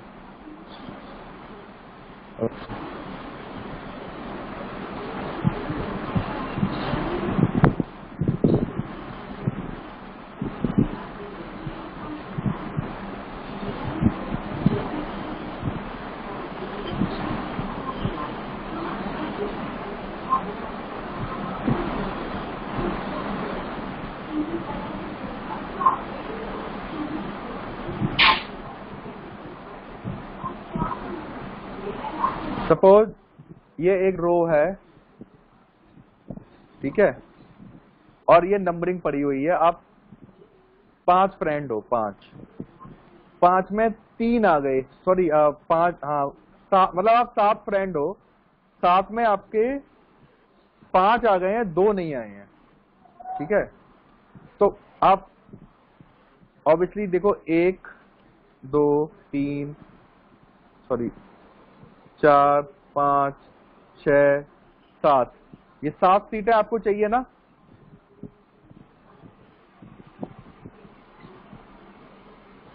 हाँ जी 7 सीटें चाहिए ना फ्रेंड से, अगर 7 फ्रेंड हो तो। अब क्या हुआ, मूवी हो गई स्टार्ट, मूवी हो गई स्टार्ट। अब तुम लोग वेट करना चाहते नहीं हो उनका बाहर, तो एंटर करोगे अंदर, तो कैसे बैठोगे बताओ? मूवी है हाउसफुल और वहां पे कोई नंबरिंग सिस्टम नहीं है। तो सेंटर वाली 2 स्पेस आई थिंक। हाँ तो हम कैसे करेंगे, ऐसे करके करेंगे। पहली 3 तो फिल कर ही लेते हैं, है ना। पहली 3 फिल कर ली, 3 कवर हो गई। फिर हमने चौथी भी कर ली और एक को बिठा दिया यहाँ पे लास्ट में, और ये हो गई हमारी रिजर्व। मतलब जब भी कोई वो आएगा तो हम क्या बोल देंगे, अभी फ्रेंड आ रहे हैं, ठीक है। तो इसको जो रिजर्व हुई है या जो ग्रीन हुई है, यानी कि यहाँ पे कोई है नहीं, इसको हम बोलते हैं प्लेस होल्डर। तो यानी कि आपके पास लास्ट डिजिट होगी और इनिशियल डिजिट्स होंगी, लास्ट से पहले वाली डिजिट मिसिंग होगी, ठीक है। तो क्या होता है उस केस में, देखो always use for missing number in ICD in that और एक्स। ये ऑलवेज यूज एक्स कर देता हूं, है ना, यहाँ पे ऑलवेज यूज एक्स।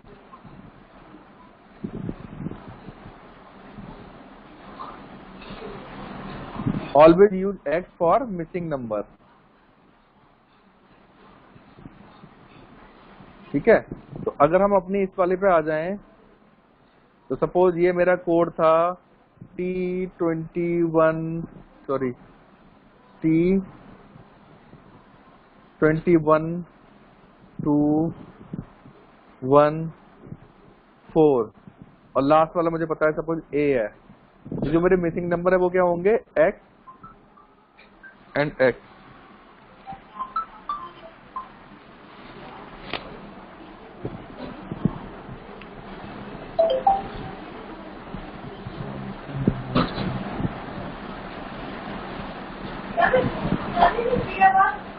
अरे देखा ही नहीं ना, पहले ही ले गए ना वो कूड़ा।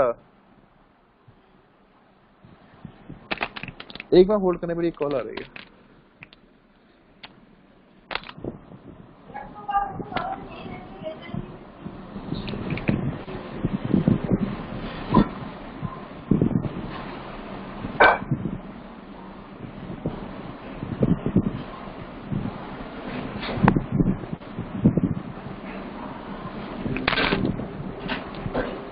हेलो,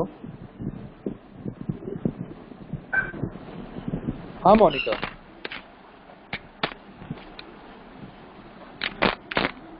अच्छा वीकेंड बैच के लिए ना। अच्छा, मैं आपका एक्चुअली नंबर ढूंढ भी रहा था, लेकिन मुझे आपका नाम, आपने मुझे मैसेज तो ड्रॉप किया था, लेकिन वो मेरे दूसरे फोन में था, तो मैंने व्हाट्सएप चेंज किया तो वो आ ही नहीं रहा था मैसेज, क्योंकि मैं शायद इस वीक से प्लान कर रहा हूँ वीकेंड क्लासेस का। हाँ, कमिंग वीक से। हाँ, लेकिन वो क्लास, हाँ वो मैं आपको अभी, मैं एक्चुअली ट्रेनिंग क्लास में हूँ, मैं आपको इसके बाद कॉल करूँगा, ठीक है। लेकिन नहीं, मैं नंबर सेव ही कर लेता हूँ, ठीक है। वो पूरा दूसरा फोन था ना, उसमें नंबर सेव नहीं था, व्हाट्सएप इसलिए नहीं मैंने आपका व्हाट्सएप मैसेज मंगवाया था। अब वो जब व्हाट्सएप इस पे इंस्टॉल किया तो वहां से गायब हो गया। ठीक है, ओके ओके ओके। हेलो, हाँ जी। तो जो मिसिंग डिजिट हमेशा होगी, जो प्लेस होल्डर्स होंगे वो क्या होंगे, हमेशा एक्स होंगे, और आपके पास हमेशा लास्ट डिजिट हमेशा होगी आपके पास, ठीक है। जैसे ये आ गया आपका S19XX, मैंने एग्जांपल दिया हुआ है ना। तो यहाँ पे सपोज 3 एक्स आ गए, यहाँ पे एक ही एक्स आया, तो ये ऐसे करके होता है। और ये ज्यादातर किसमें लगेगा आपका, एस एंड टी सीरीज में ज्यादा लगेगा। एस एंड टी सीरीज में ज्यादा लगेगा। अब मैं आपको दिखाता हूँ, ऐसा नहीं है आपको सपने आएंगे कि आप इसमें प्लेस होल्डर लगाओगे। ये इसलिए मैंने आपको कलर, 2017 की बुक है, लेकिन मैंने आपको कलर बुक इसीलिए ली है क्योंकि यहाँ पे सब कुछ दिखाई देगा।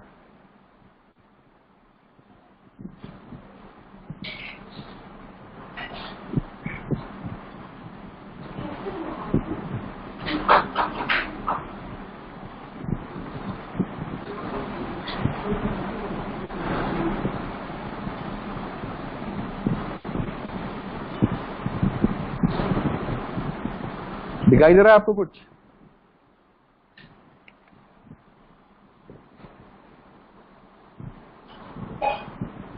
कुछ समझ में आया?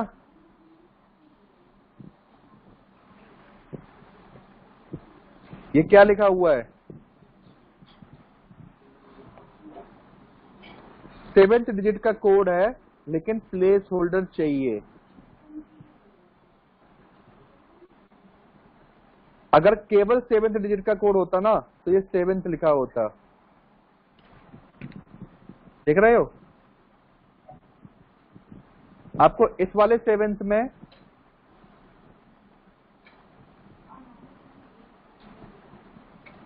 और इस वाले 7th में डिफरेंस आ रहा है ना नजर,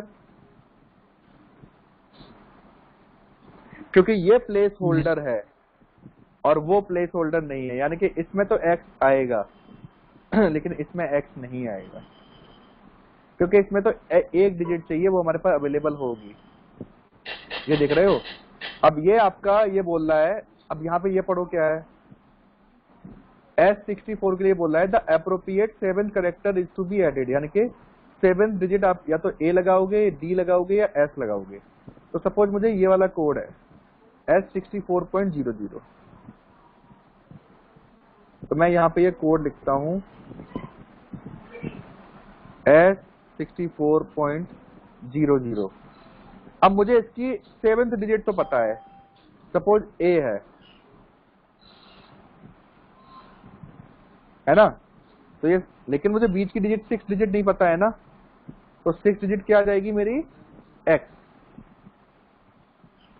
तो मेरा क्या बनेगा, S64.00XA। ये किसी को समझ में आया नहीं आया? क्योंकि हमारे पास 7th डिजिट की तो इंफॉर्मेशन है। 7 डिजिट तो बोल रहा है कि the appropriate 7th character is to be added to each code from category से S64। यानी कि X64 में 7th डिजिट तो आपकी या तो A होगी, D होगी या S होगी। लेकिन ये तो 5 डिजिट हुए। अब मैं 5 डिजिट है और मेरे पास 7 डिजिट अवेलेबल है, जो बीच में 6th डिजिट मिसिंग है ना, वो क्या है, प्लेस होल्डर है। तो होपफुली सबको क्लियर हो गया होगा ना। मैं ऐसा करता हूं, ये दोनों सिंबल है ना डाल देता हूं। एक नॉर्मल 7 डिजिट और एक place holder.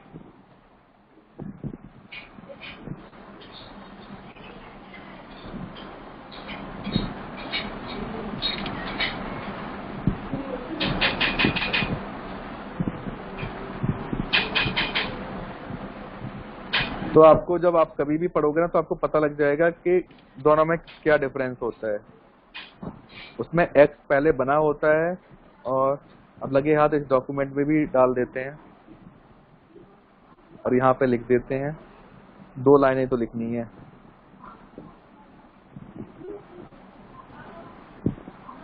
Normal 7 digit code, 7 digit code with place holder symbol.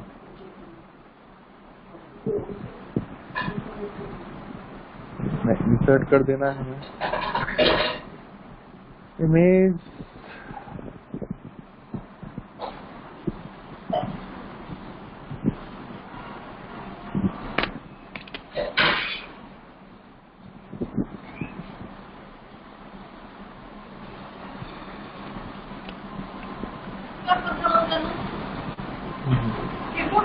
एक मिनट रुक जाओ। ये नॉर्मल हो गया आपका।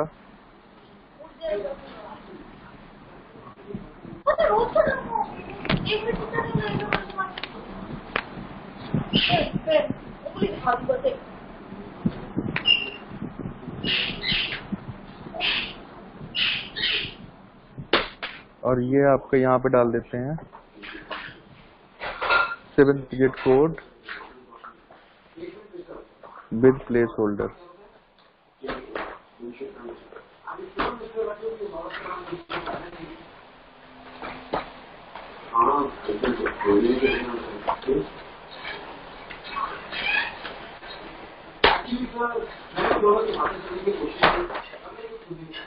किसी को कोई डाउट अभी तक?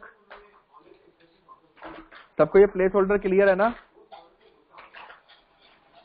आपको कुछ नहीं करना है। जब आप बुक में ढूंढोगे ना तो वो बता देगा कि प्लेस होल्डर जाएगा या नहीं जाएगा, बस आपको पता होना चाहिए। लेकिन वो चीज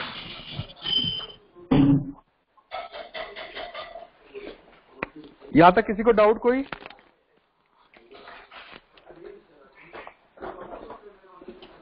नहीं, कोई डाउट नहीं है? ओके।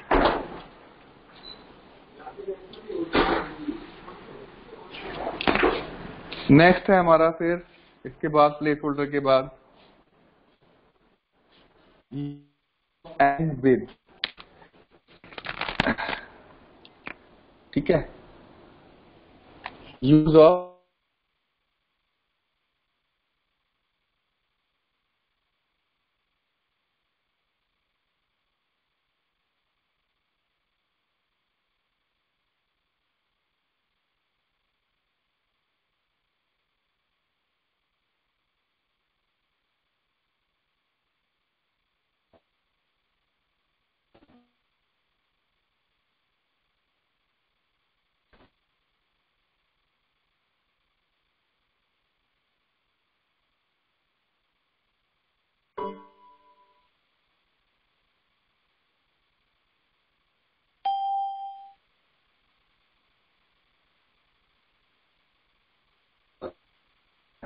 फिर ऑर्गन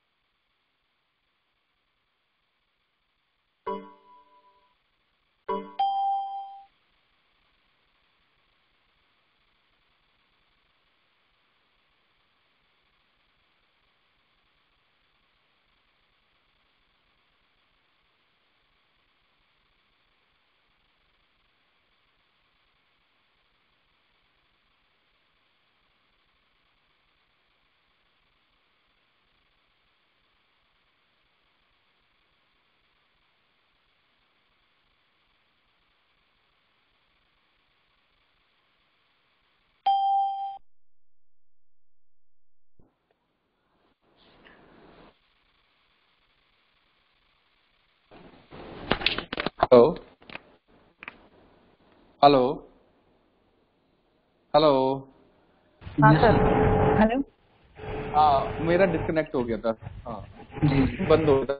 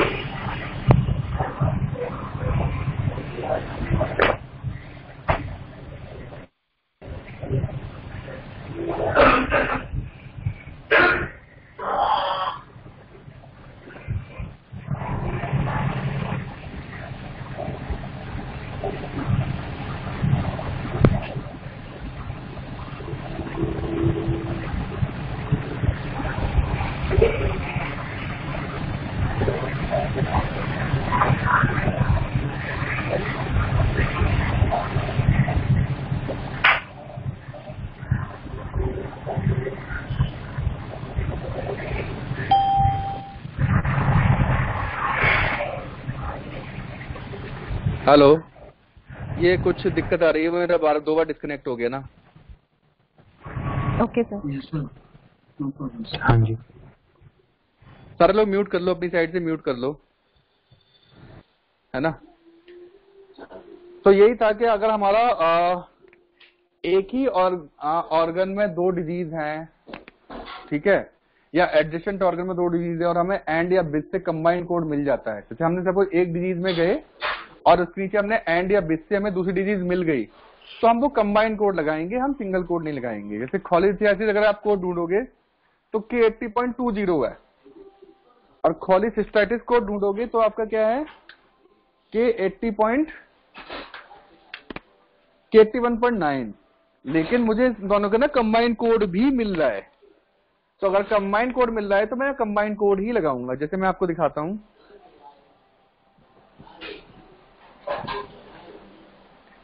किस में दिखाऊं, सॉफ्टवेयर में दिखाऊं या फिर बुक में दिखाऊं, वो तो बात तो एक ही है। इसमें दिखा देता हूं मैं आपको।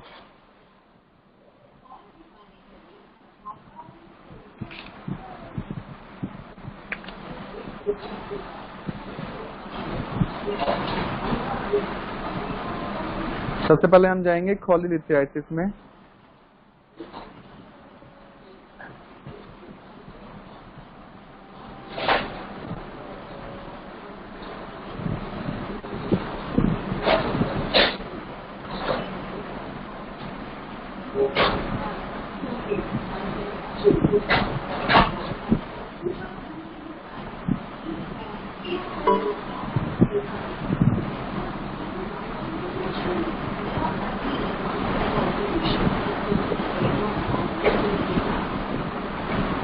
ये बोल रहा है सी कैलकुलस गॉल ब्लैडर, तो इसमें जाना पड़ेगा हमें। कैलकुलस गॉल ब्लैडर में आ गए, और ये क्या है आपका विद खोलिसिस्टाइटिस, है ना। तो एंड से नहीं मिला है हमें, विद से मिला है, तो ये हम पॉलीसिस्टाइटिस का कंबाइंड कोड लगा देंगे K80.10। तो यहाँ पे हम दो अलग अलग कोड नहीं लगाएंगे, सिंगल कोड लगा देंगे। तो ये एंड और विद की गाइडलाइन है। अगला है आपका include. A physician mentioned 2 disease and when we search ICD code and under the description of ICD code other disease is include, in that case we need to only use one code। जैसे suppose आपको ना इसमें CPD ICD की book में ना आपको include exclude बहुत मिलेंगे। जैसे सपोज यहाँ पे अभी कोई इंक्लूड तो नहीं आ रहा है, ऊपर आएगा।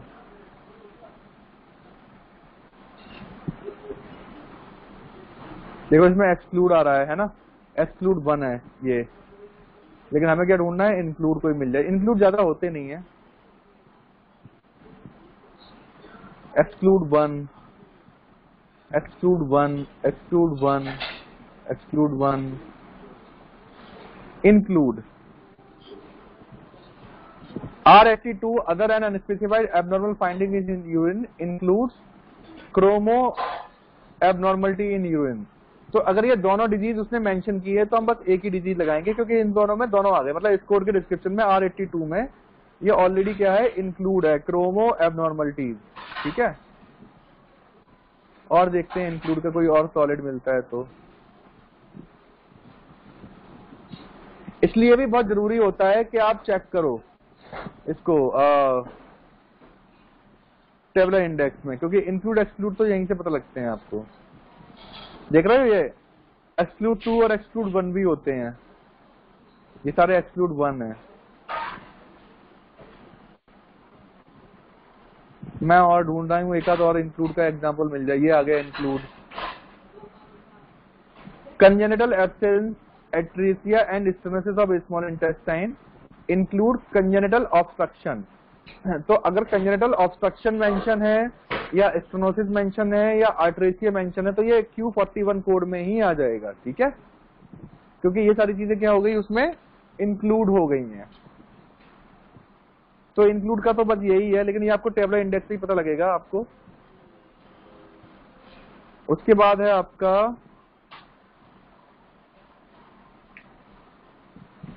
हाँ, ये ढंग से देखना आप, ये पढ़ो क्या लिखा हुआ है, देखो आप जरा, आपको क्या समझ में आ रहा है।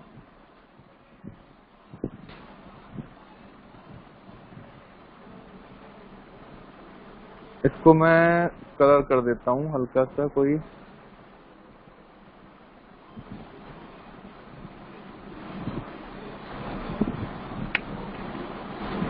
बताओ मुझे क्या मीनिंग है इसका।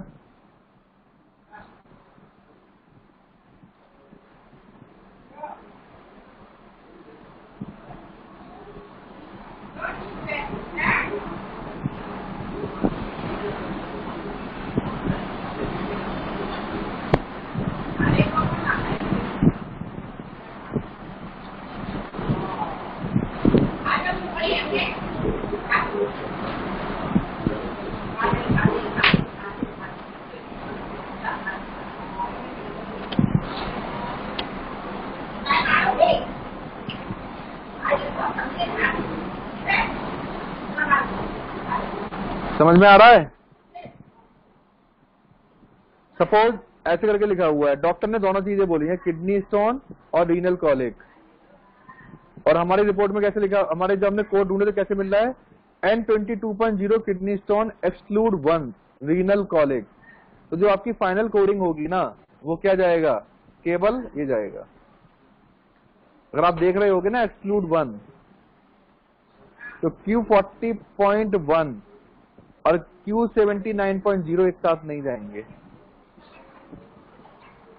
ठीक है, यानी कि Q40.1 आपने अगर लगा दिया तो आपका Q79.0 नहीं जाएगा, भले ही वो आपकी रिपोर्ट में दिया हो।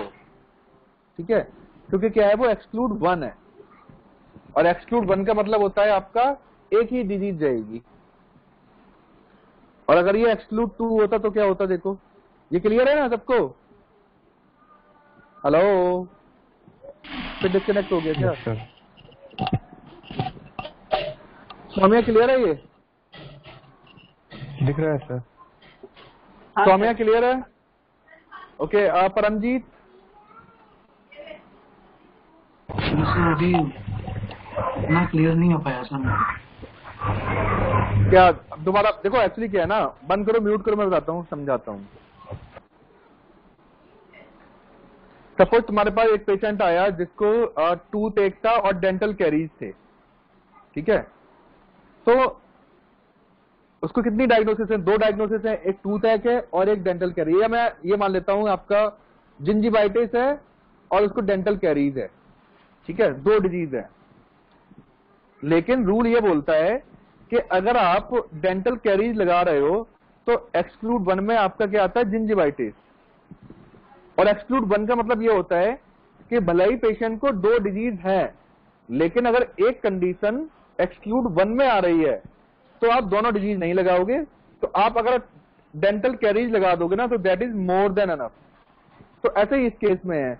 मैंने यहाँ पे सेम एग्जांपल लिया है कि अगर हमारी बुक में ऐसा लिखा होता किडनी स्टोन डॉक्टर ने बोला और रीनल कॉलिक भी बोला हो, और अगर हम ढूंढते तो रीनल कॉलिक आता है एक्सक्लूड 1 में, तो जो हमारे फाइनल कोड लगते वो क्या लगते? N20.0, यानी कि सिर्फ एक कोड लगेगा। और अगर वो एक्सक्लूड 2 होता, ठीक है ठीक है। हाँ, और अगर वो एक्सक्लूड 2 होता तो एक्सक्लूड 2 में क्या बोल रहा है? देखो वो भी देख लो। एक्सक्लूड 2 में बोल रहा है वो कि अगर डॉक्टर ने दोनों डिजीज बोली हैं, ठीक है, तो आप दोनों डिजीज लगा सकते हो एक्सक्लूड 2 के केस में। तो इस केस में आपका डेंटल कैरीज भी जाता और जिंजिवाइटिस भी जाता है, अगर वो जिंजिवाइटिस एक्सक्लूड 2 में होता, ना कि 1 में। होपफुली सबको समझ में आ गया होगा ये वाला पॉइंट।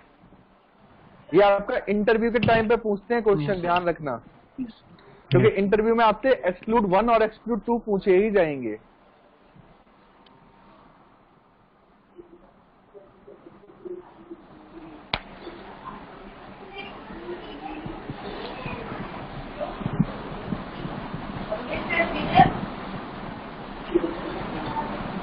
क्लियर है?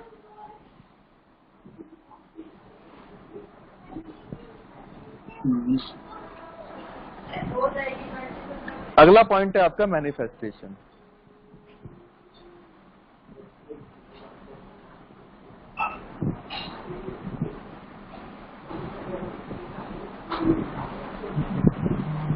एक मिनट रुक जाओ, इसको बस कलर को बना देते हैं।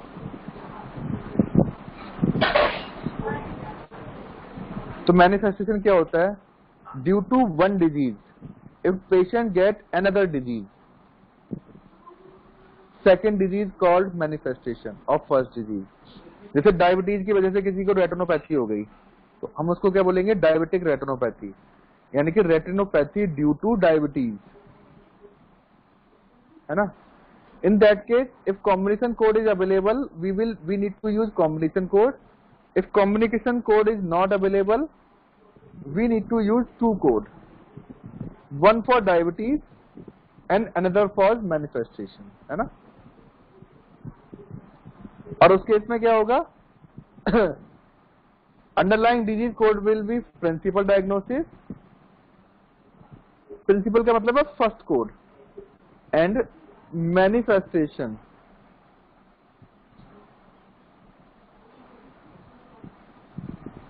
code will be secondary DX, और जो मैनिफेस्टेशन का कोड है वो क्या होगा? सेकेंडरी डायग्नोसिस होगा।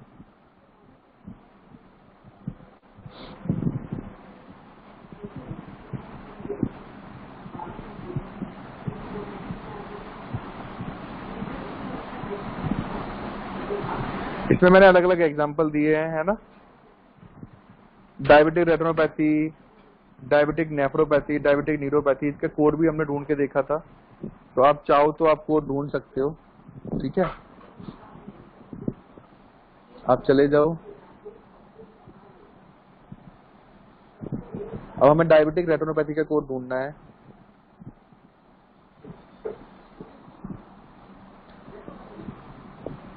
अब ये दोनों ही डिजीज हैं। अब आप डायबिटीज में जाओगे या रेटिनोपैथी में?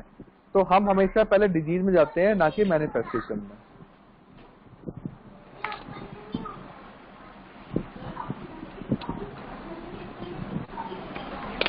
सानवी सिंक पर रखो, सिंक में रखो इसको ना। पहले हम डायबिटीज में जाएंगे।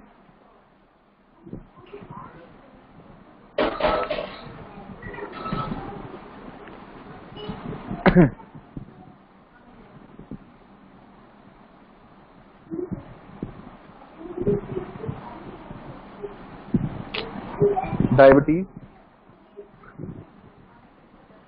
और इसमें हम लगाएंगे, ये डायबिटीज और डायबिटिक दोनों का है। अब इसमें हम ढूंढेंगे रेटिनोपैथी।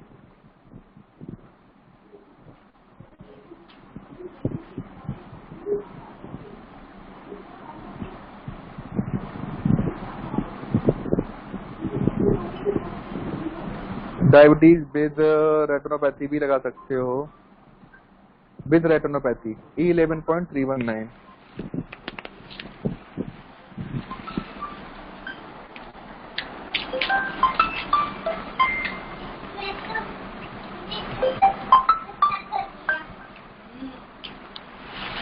ठीक है,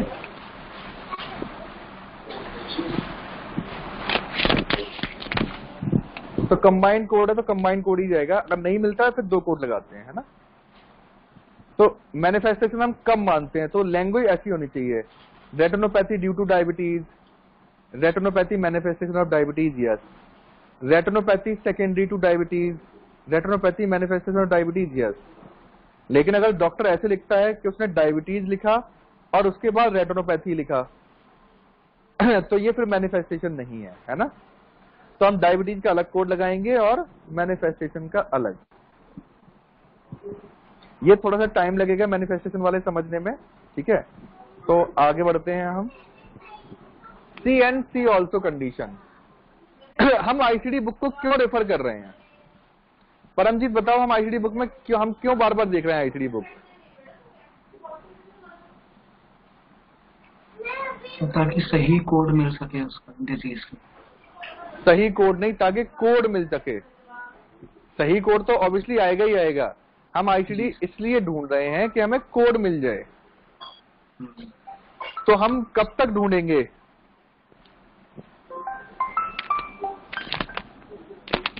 जब तक हमें कोड ना मिल जाए।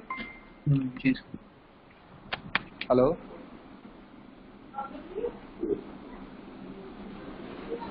तो हम तब तक ढूंढेंगे जब तक कि हमें कोड ना मिल जाए,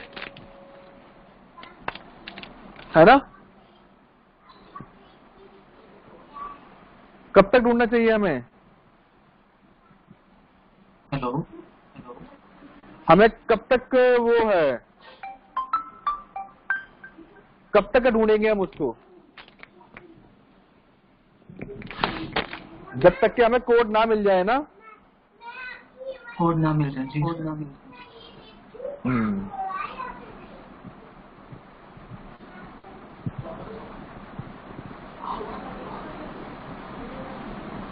तो अगर कोड नहीं मिलेगा तो क्या करोगे? तो कोड नहीं मिलेगा तो इसका मतलब है, hello hello hello,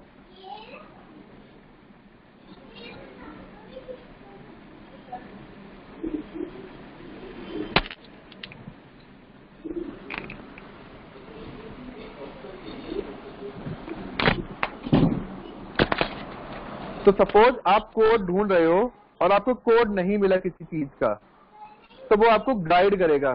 C also and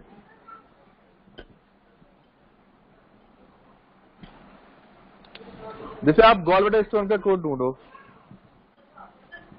तो सबसे पहले हम कहाँ जाएंगे? स्टोन में।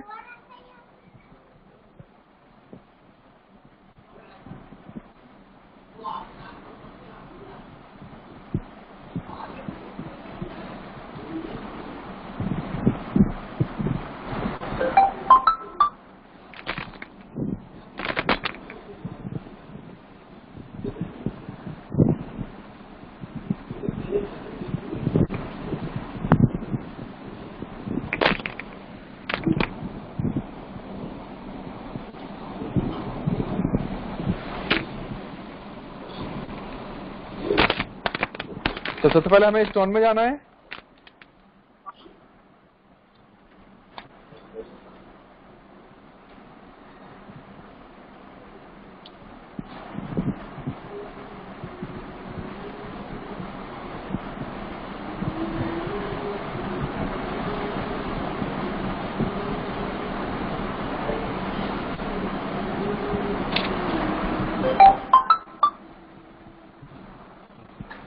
स्टोन में आपको मिल रहा है ये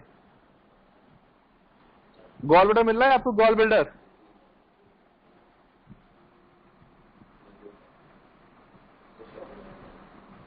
नो सर। अब नहीं मिल रहा है, कोड तो ढूंढना है, कोड तो ढूंढना है, लेकिन देखो स्टोन के सामने क्या लिखा है, जी सी कैलकुलस। यानी कि अगर आपको स्टोन में नहीं मिल रहा है तो आप किस में ढूंढोगे, कैलकुलस में ढूंढोगे। अब आपने कैलकुलस में आ गए, अब इसमें गॉल ब्लैडर ढूंढो। अब हमें इसमें मिल गया गॉल ब्लैडर, है ना? Yes yes. तो यही गाइडलाइन है आपकी सी ऑल्सो की कि अगर आपको कोड नहीं मिल रहा है तो आप उसके जो मेन टर्म है ना वहां पे आप चेक करो, तो आपको वहां पे कोड मिल जाएगा।